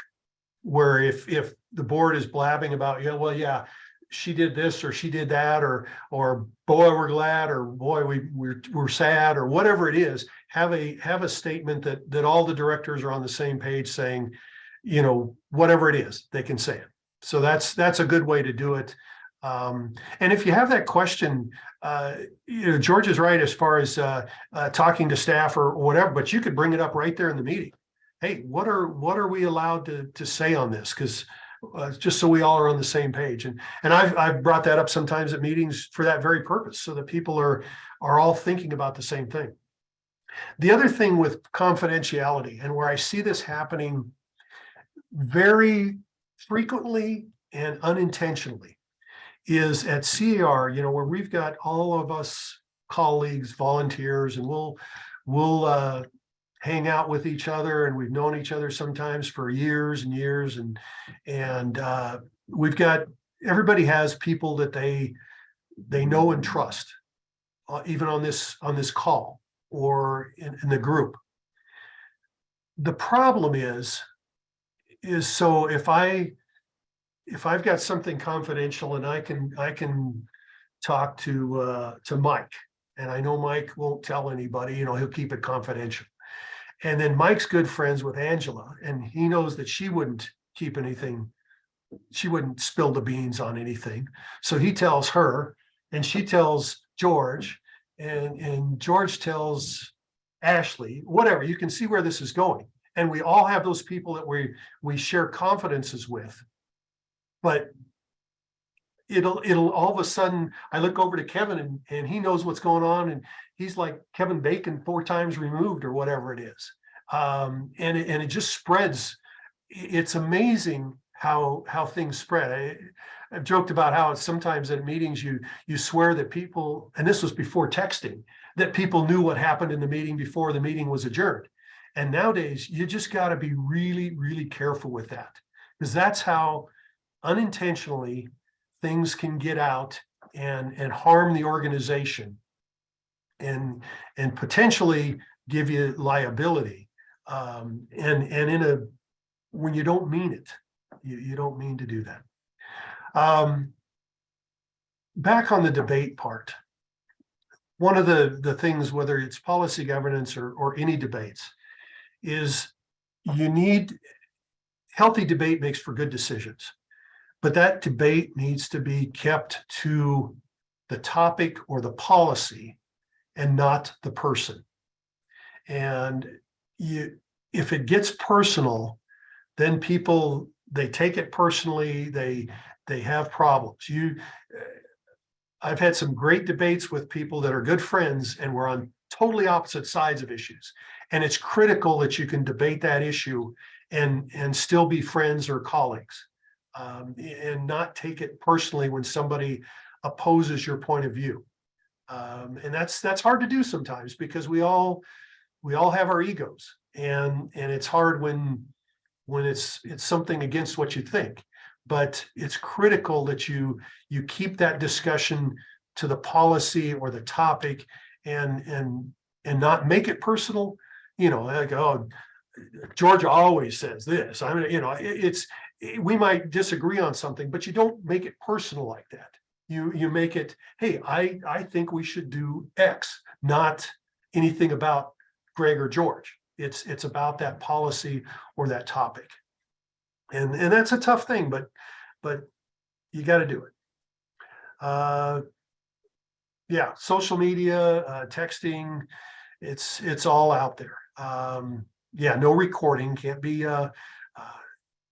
didn't even think about that. You can't be Zooming something or FaceTiming it without the permission of the entire with the board of directors. You know, they're not going to allow something like that unless it was the board doing the Zoom meeting or the public meeting. And let's see, accounting, we talked about this. Pay attention to things on the budget, on the assets. Look for variances. Look for, if we're going to spend this money, where's it coming from? You know, we're not the federal government. We can't just print money. So if we're going to spend some money out of reserves, how are we going to put it back? Or how are we going to, if it's something that's ongoing, how are we going to get that into the budget? It's critical to do. So things to look at, and this is kind of when you're on a committee meeting, when you're on the board of directors, keep in mind, or at your local level, keep in mind what's that strategic plan, and are we still working towards that with this new motion? You know, there might be we used to joke about it at the MLS world that maybe we could make a lot of money investing in wheat farms in eastern Colorado, but that's not part of our strat plan as an MLS. You know, and with CAR's strat plan and where is it going, what's the best way, or is this new proposal going to get us there? Is it the most effective way we can get towards that goal? And think about that, and take into account what's going on in the world, what's changing. And that's where, as directors, that's why usually the local associations and the state association send their director or their leadership to other conferences so they can learn what's going on in other places. As a director, even if you're not going to the NAR meetings or other conferences like Inman or whatever else, be reading stuff. Look at a lot. You know, you can get a lot from NAR when they send out on a daily email, or look at other things from what's going on at the real estate commission. All of these things that can help you decisions because you're informed about what's going on in the industry. Let's see, we talked a lot about being respectful of everybody's time. One of the best ways, if you want to get to know somebody, is carpool with them to a car meeting. I've done that many times, and it's a great chance to get to know people if you like to do that. Let's see. Okay, pulling your group together. So if things start to go sideways, sometimes if you're the chair, bring them back. Or if you're chairing the committee or you're president of the association, bring the discussion back. And we'll get into that here in a minute on agenda items. Ensure everybody has input, and be inclusive. So let's get into we'll talk about some of this stuff in the meetings. So when it comes to running a meeting, we have Robert's Rules of Order, and that can be a whole book and can be overwhelming. What I like to compare running a meeting rather than being a dictator up there. If you're running a good meeting, you're very much like a conductor of an orchestra. And, and after going through a couple kids of middle school through college, a band, I've seen a lot of orchestras, and a good conductor can bring out everything to where something isn't dominating. You're getting all this input, and you end up with a great piece of music or discussion or motion or policy, whatever it is. So as a conductor, as you're running that meeting, you want to make sure that people get a chance to talk and both sides get a chance to talk. Nobody's overwhelming and just dominating the conversation, because some of us, and I'll put my hand up for sure on this, like to get their point across. And so we've got to sit, and if somebody like me, you got to sit back and not jump in every moment. Let other people come through. And if I'm running the meeting, I've got to make sure that I bring all those voices through. And if somebody hasn't spoken up, call on them, maybe get them involved. If somebody's dominating the conversation, ask them, let me hold off on you till we get everybody else gets a chance to speak before I call on you again. You can also have that discussion with somebody in private. If you have a small board and somebody's really, their input is important, but ask them private, say, hey, I'd like to get these other people involved. Can you help me do that by holding back a little bit and letting them come forward first? So getting all those voices together and bringing it so that you can have an efficient meeting, but yet you have an inclusive meeting. If you got a lot of people looking to talk on a subject and they're all on the same side of it, before you call in the next person, ask if there's anybody with an opposing point of view, because we probably don't need to hear 30 people speaking in favor of it if nobody's opposed. We can bring it on. And as long as as a running the board, chairman or president, whoever's running the meeting, as long as you're consistent with doing these things with everybody in that meeting, they'll very much appreciate it, even the people that get shut down. So just be consistent with it, get as many people involved as possible, and you'll have a more productive meeting, a more efficient meeting, and you'll still come to good decisions. We'll get into the motions here in a second. Let's see here. I think I've got okay, just in general. So Robert's Rules of Order, we'll go through them in a sample here, but they're there to keep the cats in line, so to speak.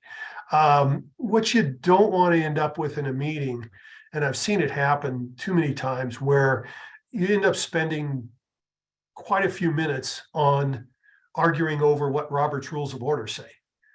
And you're not actually making any decisions. You're talking about process instead of the product.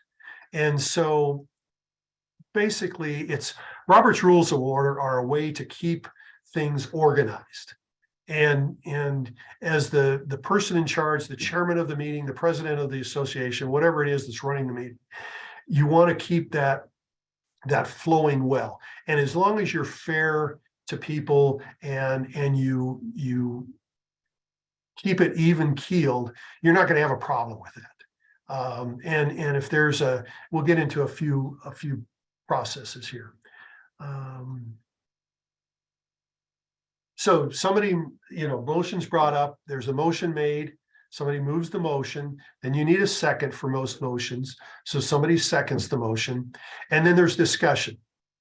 And that's kind of what I was talking about, typically happens in a discussion process, especially at the smaller committee meetings where it's a hot topic and a lot of free-flowing dialogue. So you have that discussion, and then if you're getting the sense, and this is why Zoom is so hard for running meetings, is because you can't see body language. Oftentimes if you're sitting in a meeting, you can kind of read the room and know when it's time to say, hey, let's move forward here, or is there any discussion on the opposite side of this issue, and then vote. Whoops. Let's see here. Let me just get to a sample. Okay, so here's a kind of a case study, and we'll get into a few different things on this. So we got a motion coming out of the, probably coming from a committee or one of the directors, either way, to augment the fall forum budget by $50,000. And the rationale is that that'll enable the committee to secure a higher level key speaker, as well as hosting an open bar at the reception. So the motion's been brought forward and seconded. It's got a budget impact of $50,000. And so then there's discussion. And during the discussion, somebody gets up and says, wait a minute, we don't need an open bar. That's too much money, whatever. So they want to amend the motion to drop it down to, can I draw? Sure. Or you can get a copy of all these slides too, if that's easy for you. Holly can get you a copy of this if anybody wants it. So somebody says, we shouldn't spend the 25,000. Let's change it to, or 50,000. Let's change it to 25,000 and eliminate the open bar. And so now we have a motion to amend. So as the chair, your job, whoever's chairing the meeting, your job then is to have discussion at this point on the amendment only. And that's where you kind of have to keep track of things. And depending upon the size of the meeting and your, no, we're not going to do the original motion yet. We'll get to that.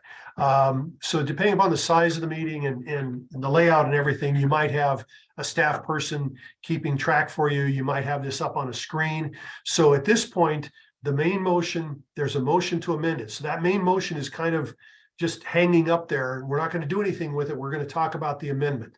So we now then, since somebody brought up the amendment, we're going to vote on, we're going to have discussion. First, there's a motion and a second. Now we're going to have discussion on the amendment only. So somebody raises their hand and says, well, I think the speaker ought to be, and you say, I'm sorry, we're voting on the amendment or discussing the amendment only. Hold that until we get back to the main motion. So we have the discussion about the amendment, and now we're going to vote on the amendment only. So there's a vote, and in this case, that amendment passes.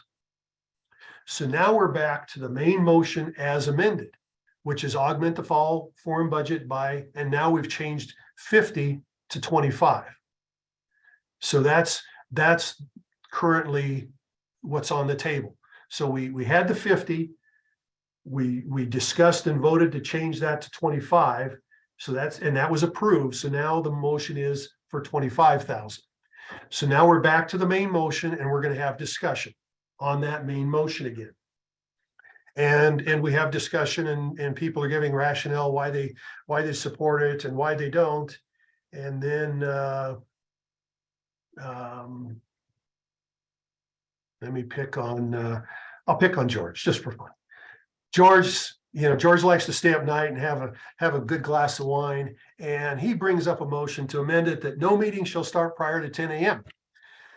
And now this isn't George, I'm just teasing here. So don't anybody think, but the motion comes out, hey, we shouldn't start any meetings before 10 o'clock. And everybody kind of looks and snickers and the chair asks for a second. Nobody seconds the motion. So that motion died for lack of a second. So that's off the table. And then we're back to the main motion as amended to augment the fall forum budget by 25,000. So now we're having more discussion on that. And more discussion and more discussion. And pretty soon somebody comes up to the microphone and says, I call the question, meaning that they're tired of hearing the discussion. Now, hopefully, whoever's running the meeting sensed that before that happened. If everybody is, yes, we're all in favor of it, and we can stop talking about this. But sometimes, if it goes on too long, somebody's gonna move to call the question, and that's called moving the previous question. That means let's vote on the motion. Let's not talk about it anymore. Now, they can't interrupt the speaker to do that. They got to, be called on, and it does need a second, and it can be debated. You can debate whether we should call a question or not. That doesn't happen very often because usually it's only the three people at the microphone that don't want to call a question, but there could be others, obviously. And then a majority rules. So then if that question's been called or move the previous question, then the chair would, after discussion on that, all in favor of calling the question, and okay, that passes. So now we're back to, now we have to vote on the main motion without any more discussion. So now we're back to voting on augmenting the fall forum budget by 25,000. And no more discussion, just going to vote on that, yes or no. So does that make sense to everybody, how that went? We went through that. I saw a quick comment come up about something about doing it differently or what have you, but is that understandable? You got this main motion and you can change it. And then eventually you're going to vote on it, whether it was changed or not, you're going to end up voting on that. And that's either going to pass or fail. Yes, Mike. I got a question. The only thing that was confusing to me is George, in the middle of this discussion on the budget, brings up something totally separate. Instead of that dying for lack of a second, wouldn't you, as the president or whoever's running the meeting, say, let's get back to that after we finish this one, instead of saying that very well could be the case. Yes. Okay. It either could be that's out of order, that doesn't pertain to this, or it could die for lack of a second. I was just trying to get the example in of dying for lack of a second. I tried to come up with something that was not likely to pass. And by the way, George also then, while you were talking, put in the chat that can we at least make it 9:30? So yeah. And then a question here, don't you have to go back to the original motion and amend? When that amendment passed, that changed the original motion. That already happened. So when the amendment to change it to 25,000 passed, then the original motion was changed and now becomes 25,000. That's a good point, Mike. If that was kind of off topic. It would have been better if I would have said that the speaker needs to be Jay Leno and then, or whatever, that would still pertain to that. Any other questions or comments? So at CAR, when a motion comes forward, what happens next? So if it's a financial issue, then after the committee passes something, a committee says, the convention committee, we need to have more money. Then that motion goes to the finance committee. The finance committee then recommends either approval or denial, and the motion goes forward to the leadership council. The leadership council then would recommend approval or denial of the motion to the board of directors. Now, if the board of directors wasn't meeting in a soon enough time to deal with this issue, then the leadership council can make that decision. Unless it's over $50,000. And some of you may remember a few years ago, the CAR Board of Directors approved a motion that limited the leadership council's ability to approve budgetary items, limited it to 50,000.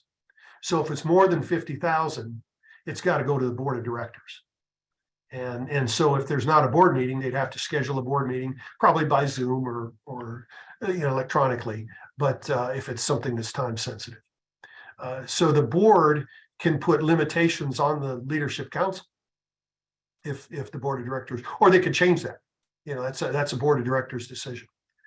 Now, if it's not a financial issue, the committee motion just goes to the leadership council, and then the leadership council can send it forward with recommending approval or not to the board of directors. Or again, if it's a time sensitive thing, vote on it sooner. So it still is, you want the board, those people on the board of directors are still there for a reason, and you don't want to be usurping their authority by always doing things at a leadership council level if it could be done at the board level. Any questions on that? So expectations, start on attend the meetings, get there, understand what you're doing, be prepared. It's important, even in the committee meetings, stick to the agendas, especially if you have something that's potentially a legal issue. Don't be bringing up stuff that that could get anybody in trouble. A commission discussion, or hey, let's boycott something, or pay attention to what you're doing, and that's why you have agendas. You don't want to be going down a road that's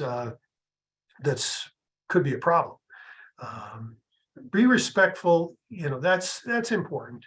Is respect everybody's time, respect everybody's thoughts, and like I mentioned before, debate the topic or the policy, not the person. And then recruit your replacement. None of us are irreplaceable, and we all have a limited time. So try talking to people about getting on the board or getting involved in things. Have them follow whatever their passion is. If they like legislative, do that. If they like money, follow the finances. And yeah, stay current, communicate. It's all what we've been talking about. And it's not that this isn't done because there's these major problems or issues at CAR or at other board of directors. This is done to hopefully make us all just a little bit better the next time we have a meeting, and the next time you're having a meeting back at your local association.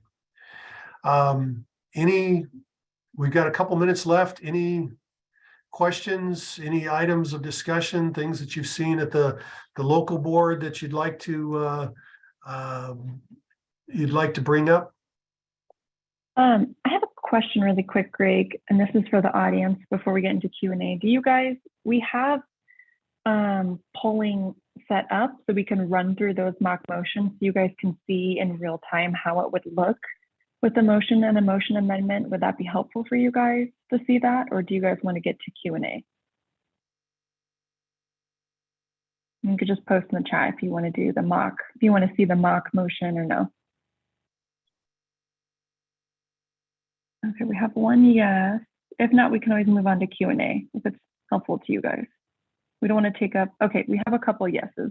Okay, so Greg, why don't I have these polls so we can use the polls as we would for voting, and we can rely on George Harvey and other people who have been a director to be the ones to do the motion, the second, and the discussion.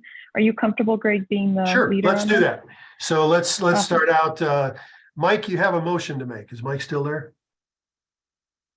Mike maybe left. Okay, I'll pick on somebody else. Angela, you want to make the motion? I make the motion that we go ahead and amend the existing motion to add an additional 50,000 to enable the committee to secure a higher level key speaker as well as hosting an open bar at the reception. Okay, so we have a motion to augment the fall budget by $50,000. Is there a second? Somebody raise their hand. I Okay, second. I saw a second. Now we're going to have discussion on that. And discussion, and we've had people talk in favor of it and against it. And then somebody who thinks that that's too much money wants to change it. Too George. much money. Oh, Jay. Okay, Jay, make your motion. I make a motion that that's too much money. Let's reduce it by half. Okay, so we have a motion to amend the motion of augmenting the fall budget. Instead of 50,000 would be 25,000. Is there a second to that? And I see a hand. So we have a second. So now we have a motion and a second to amend the motion. So now we're going to have discussion. Whoops. Is that for the speaker side or the bar side? Oh, the the motion was to eliminate the open bar and drop it to $25,000. So Was it though? that's what I heard. Okay. For sake of argument, that's what I heard. I know we didn't get specific. So we have a motion and a second to amend the fall forum budget instead of 50,000 down to 25,000 and eliminate the open bar. And we had a second. Is there further discussion on that motion? And discuss. Hearing no more discussion, we're going to vote. Oh, I forgot to. Oh, no, this is the vote. So now we're going to vote on the amendment to change the 50 to 25. And Holly's going to set up your vote. All in favor of changing the 50,000 to 25. You can vote now, yes or no. So again, guys, this is a motion to amend the original motion. You're not Correct. voting right now on, are we even augmenting it? We're not focusing on that. You're focusing on, are we just amending it right now? That's This is correct. where it gets a little bit confusing. So now we voted to amend it and that motion passed. So now we're going to go on to the motion as amended. So you can see the motion there on your screen. Now it's to augment the fall forum budget by 25,000. And so now we're having discussion on that main motion as amended. And the discussion occurs and whether we have if we want to do we had the motion to amend that was out of line or off the topic, or if we had another motion that died of a lack of a second, we wouldn't be voting on it. So once we're back to the main motion and we've had, nobody else has any amendments, or we've voted on 3 or 4 amendments, it doesn't matter. Then eventually we'll get back to that main motion as amended, which is to augment the fall forum budget by $25,000. And we've had discussion on that. So now we're going to vote on the main motion. And it looks like, sorry, hold on, that poll is That was the motion. not working. Do you have, oh, okay, it's not working. Okay, everybody raised their hand, all in favor, you know, we figured it out. And those opposed, and so the ayes have it, the motion carries. So then that main motion to augment the budget by 25,000 was approved. That makes sense? This is a tricky area with everyone. It can be really confusing during the board meeting when this is happening. So this is probably, I think, in my opinion, when it can be the most complicated is when you have a motion amend, especially if you have multiple motion amendments. It can get a little. And as a chair of the meeting, the best thing to do is to either yourself or have somebody else up there that's near you, whether it's a staff person or another volunteer, keeping track of what's been done. The other thing that can be done that works well is to have it up on the screen.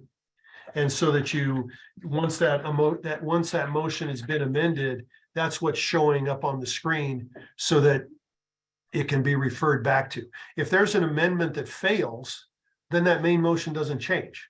It's still back to that main motion.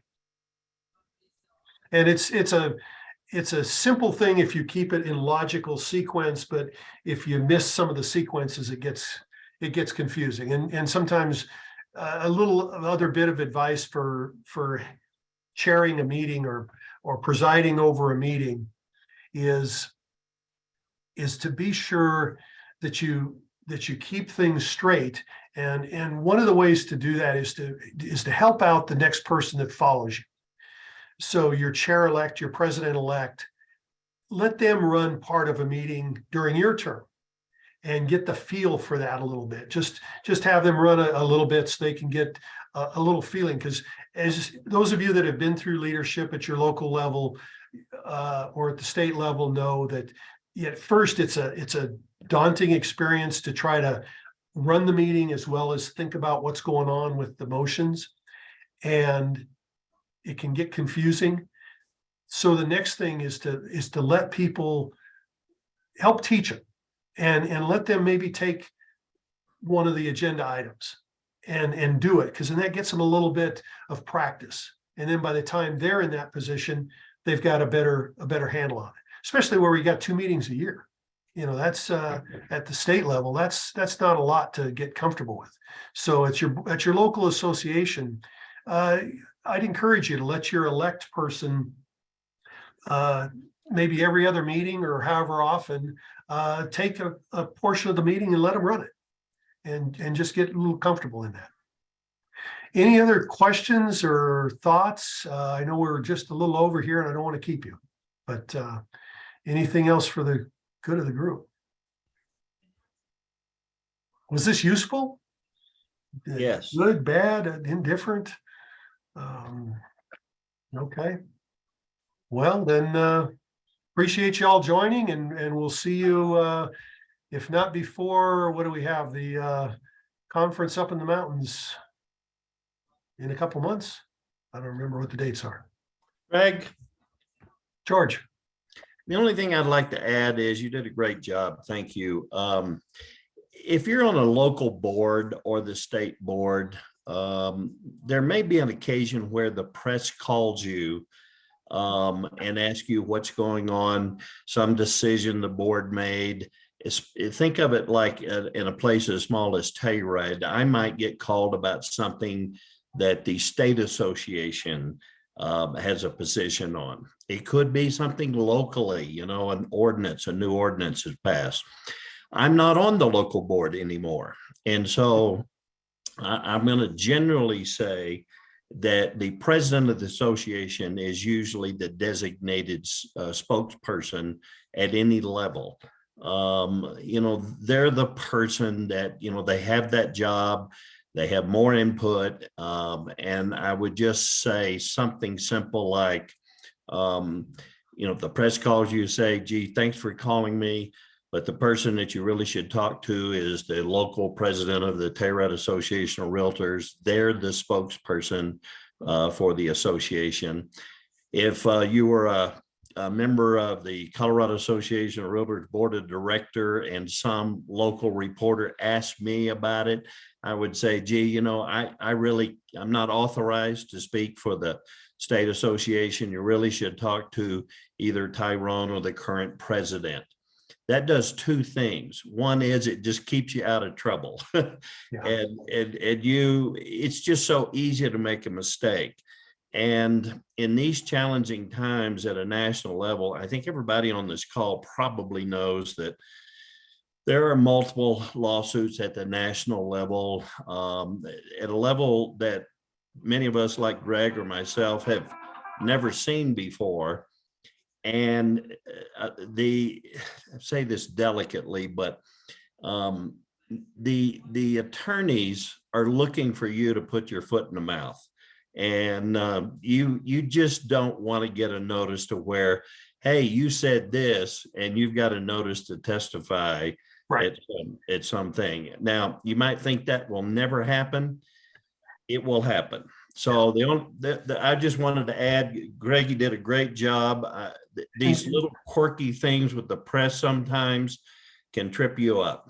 So, and thanks, George. The thing besides, and if you are the spokesperson for the board, the one of the great tips for handling the press when you get the call is to say, boy, I'd love to talk to you about that. I'm finishing up with a customer now, or I'm finishing up with an appointment. Can I call you back in an hour? When is your deadline? And then even if you're the right person to be speaking, it gives you a chance to get your thoughts together. It gives you a chance, if you need to get some information from your executive officer or from somebody, it gives you that chance to sit back and not hopefully put your foot in your mouth or say something you shouldn't be saying. And then also you could then go back to them and say, yeah, but really you need to talk to this person and here's their phone number. But it's better to delay it than it is. But ask them when their deadline is, so you don't delay it too long, and be respectful of their time, but give them a call back so you can get your thoughts together. Delphine, you had a question. Well, I wanted to kind of tag on that because at the Leadership Academy, we were talking about this and how important it is. CAR actually has a spokesperson training. Mhm. And honestly, if you haven't had that training, you shouldn't be the one speaking, in my opinion. But not everyone in each board has had that training. So I think it's important to see that if someone is maybe no longer in the board, but has had that training and is in communication with the board, it is important that the spokesperson understands the consequences, as George was saying, and really the way to express yourself. With that CAR training, when they have twofold of that training, you can really gain the skills to be able to have those conversations. So if I can encourage everyone, if you're on a board and you haven't done that spokesperson training, please reach out to these resources. They're there for us at CAR, and we can really have a better representation of all of us as realtors, because when it comes locally, my board doesn't have a spokesperson, and I think it's important. And having that training and really knowing, then the local news know who to go to. They know that they have a professional interaction. They know that they get their answers professionally and respectfully. I think that's important. You're correct. And even if you're not speaking on behalf of the board, like George and Telluride, he's going to be looked at as an expert, and he's going to be looked at because he's had past leadership experience. And even if he tells them 10 times, I'm not speaking on behalf of the board, they're going to put George Harvey, Telluride Association of Realtors, behind it. And all of a sudden he's coming off as looking like he's speaking for the board when he's not authorized to do so. Greg, that's a great point. I'm glad you brought it up. And yes, they will do that to you. One other little trick to prepare you for, you're going to get a phone call from somebody that says, well, I'm writing the press release now. I only have 10 minutes to get your opinion. I can't tell you how many times that happens. Sometimes it's the truth, sometimes it's a ploy. I think your best position is to say, gee, I'm really sorry, but I can't comment now. And maybe at a later article. I think you want to be as polite as you possibly can. But don't fall for that. Yeah, don't wing it unless you're really prepared and you've gotten the training and you're prepared for it. But it's rare. It's just like, you get a buyer call up and say, I have to look at this house right now or I'm never going to buy it. Kind of a red flag. So, think of that same thing with the press. And there's usually some good talking points that the association would have on the subject, or the state would have, or NAR would have, and prepare yourself. Any other questions, comments? I appreciate you guys all taking the time. I like to see the board get better and better at all the levels, and it's fun to do this. So thank you for attending. Thanks, Holly, Greg, for anything we need teaching. to- You always do an excellent job. Okay, We'll see you guys in a few months. Take care.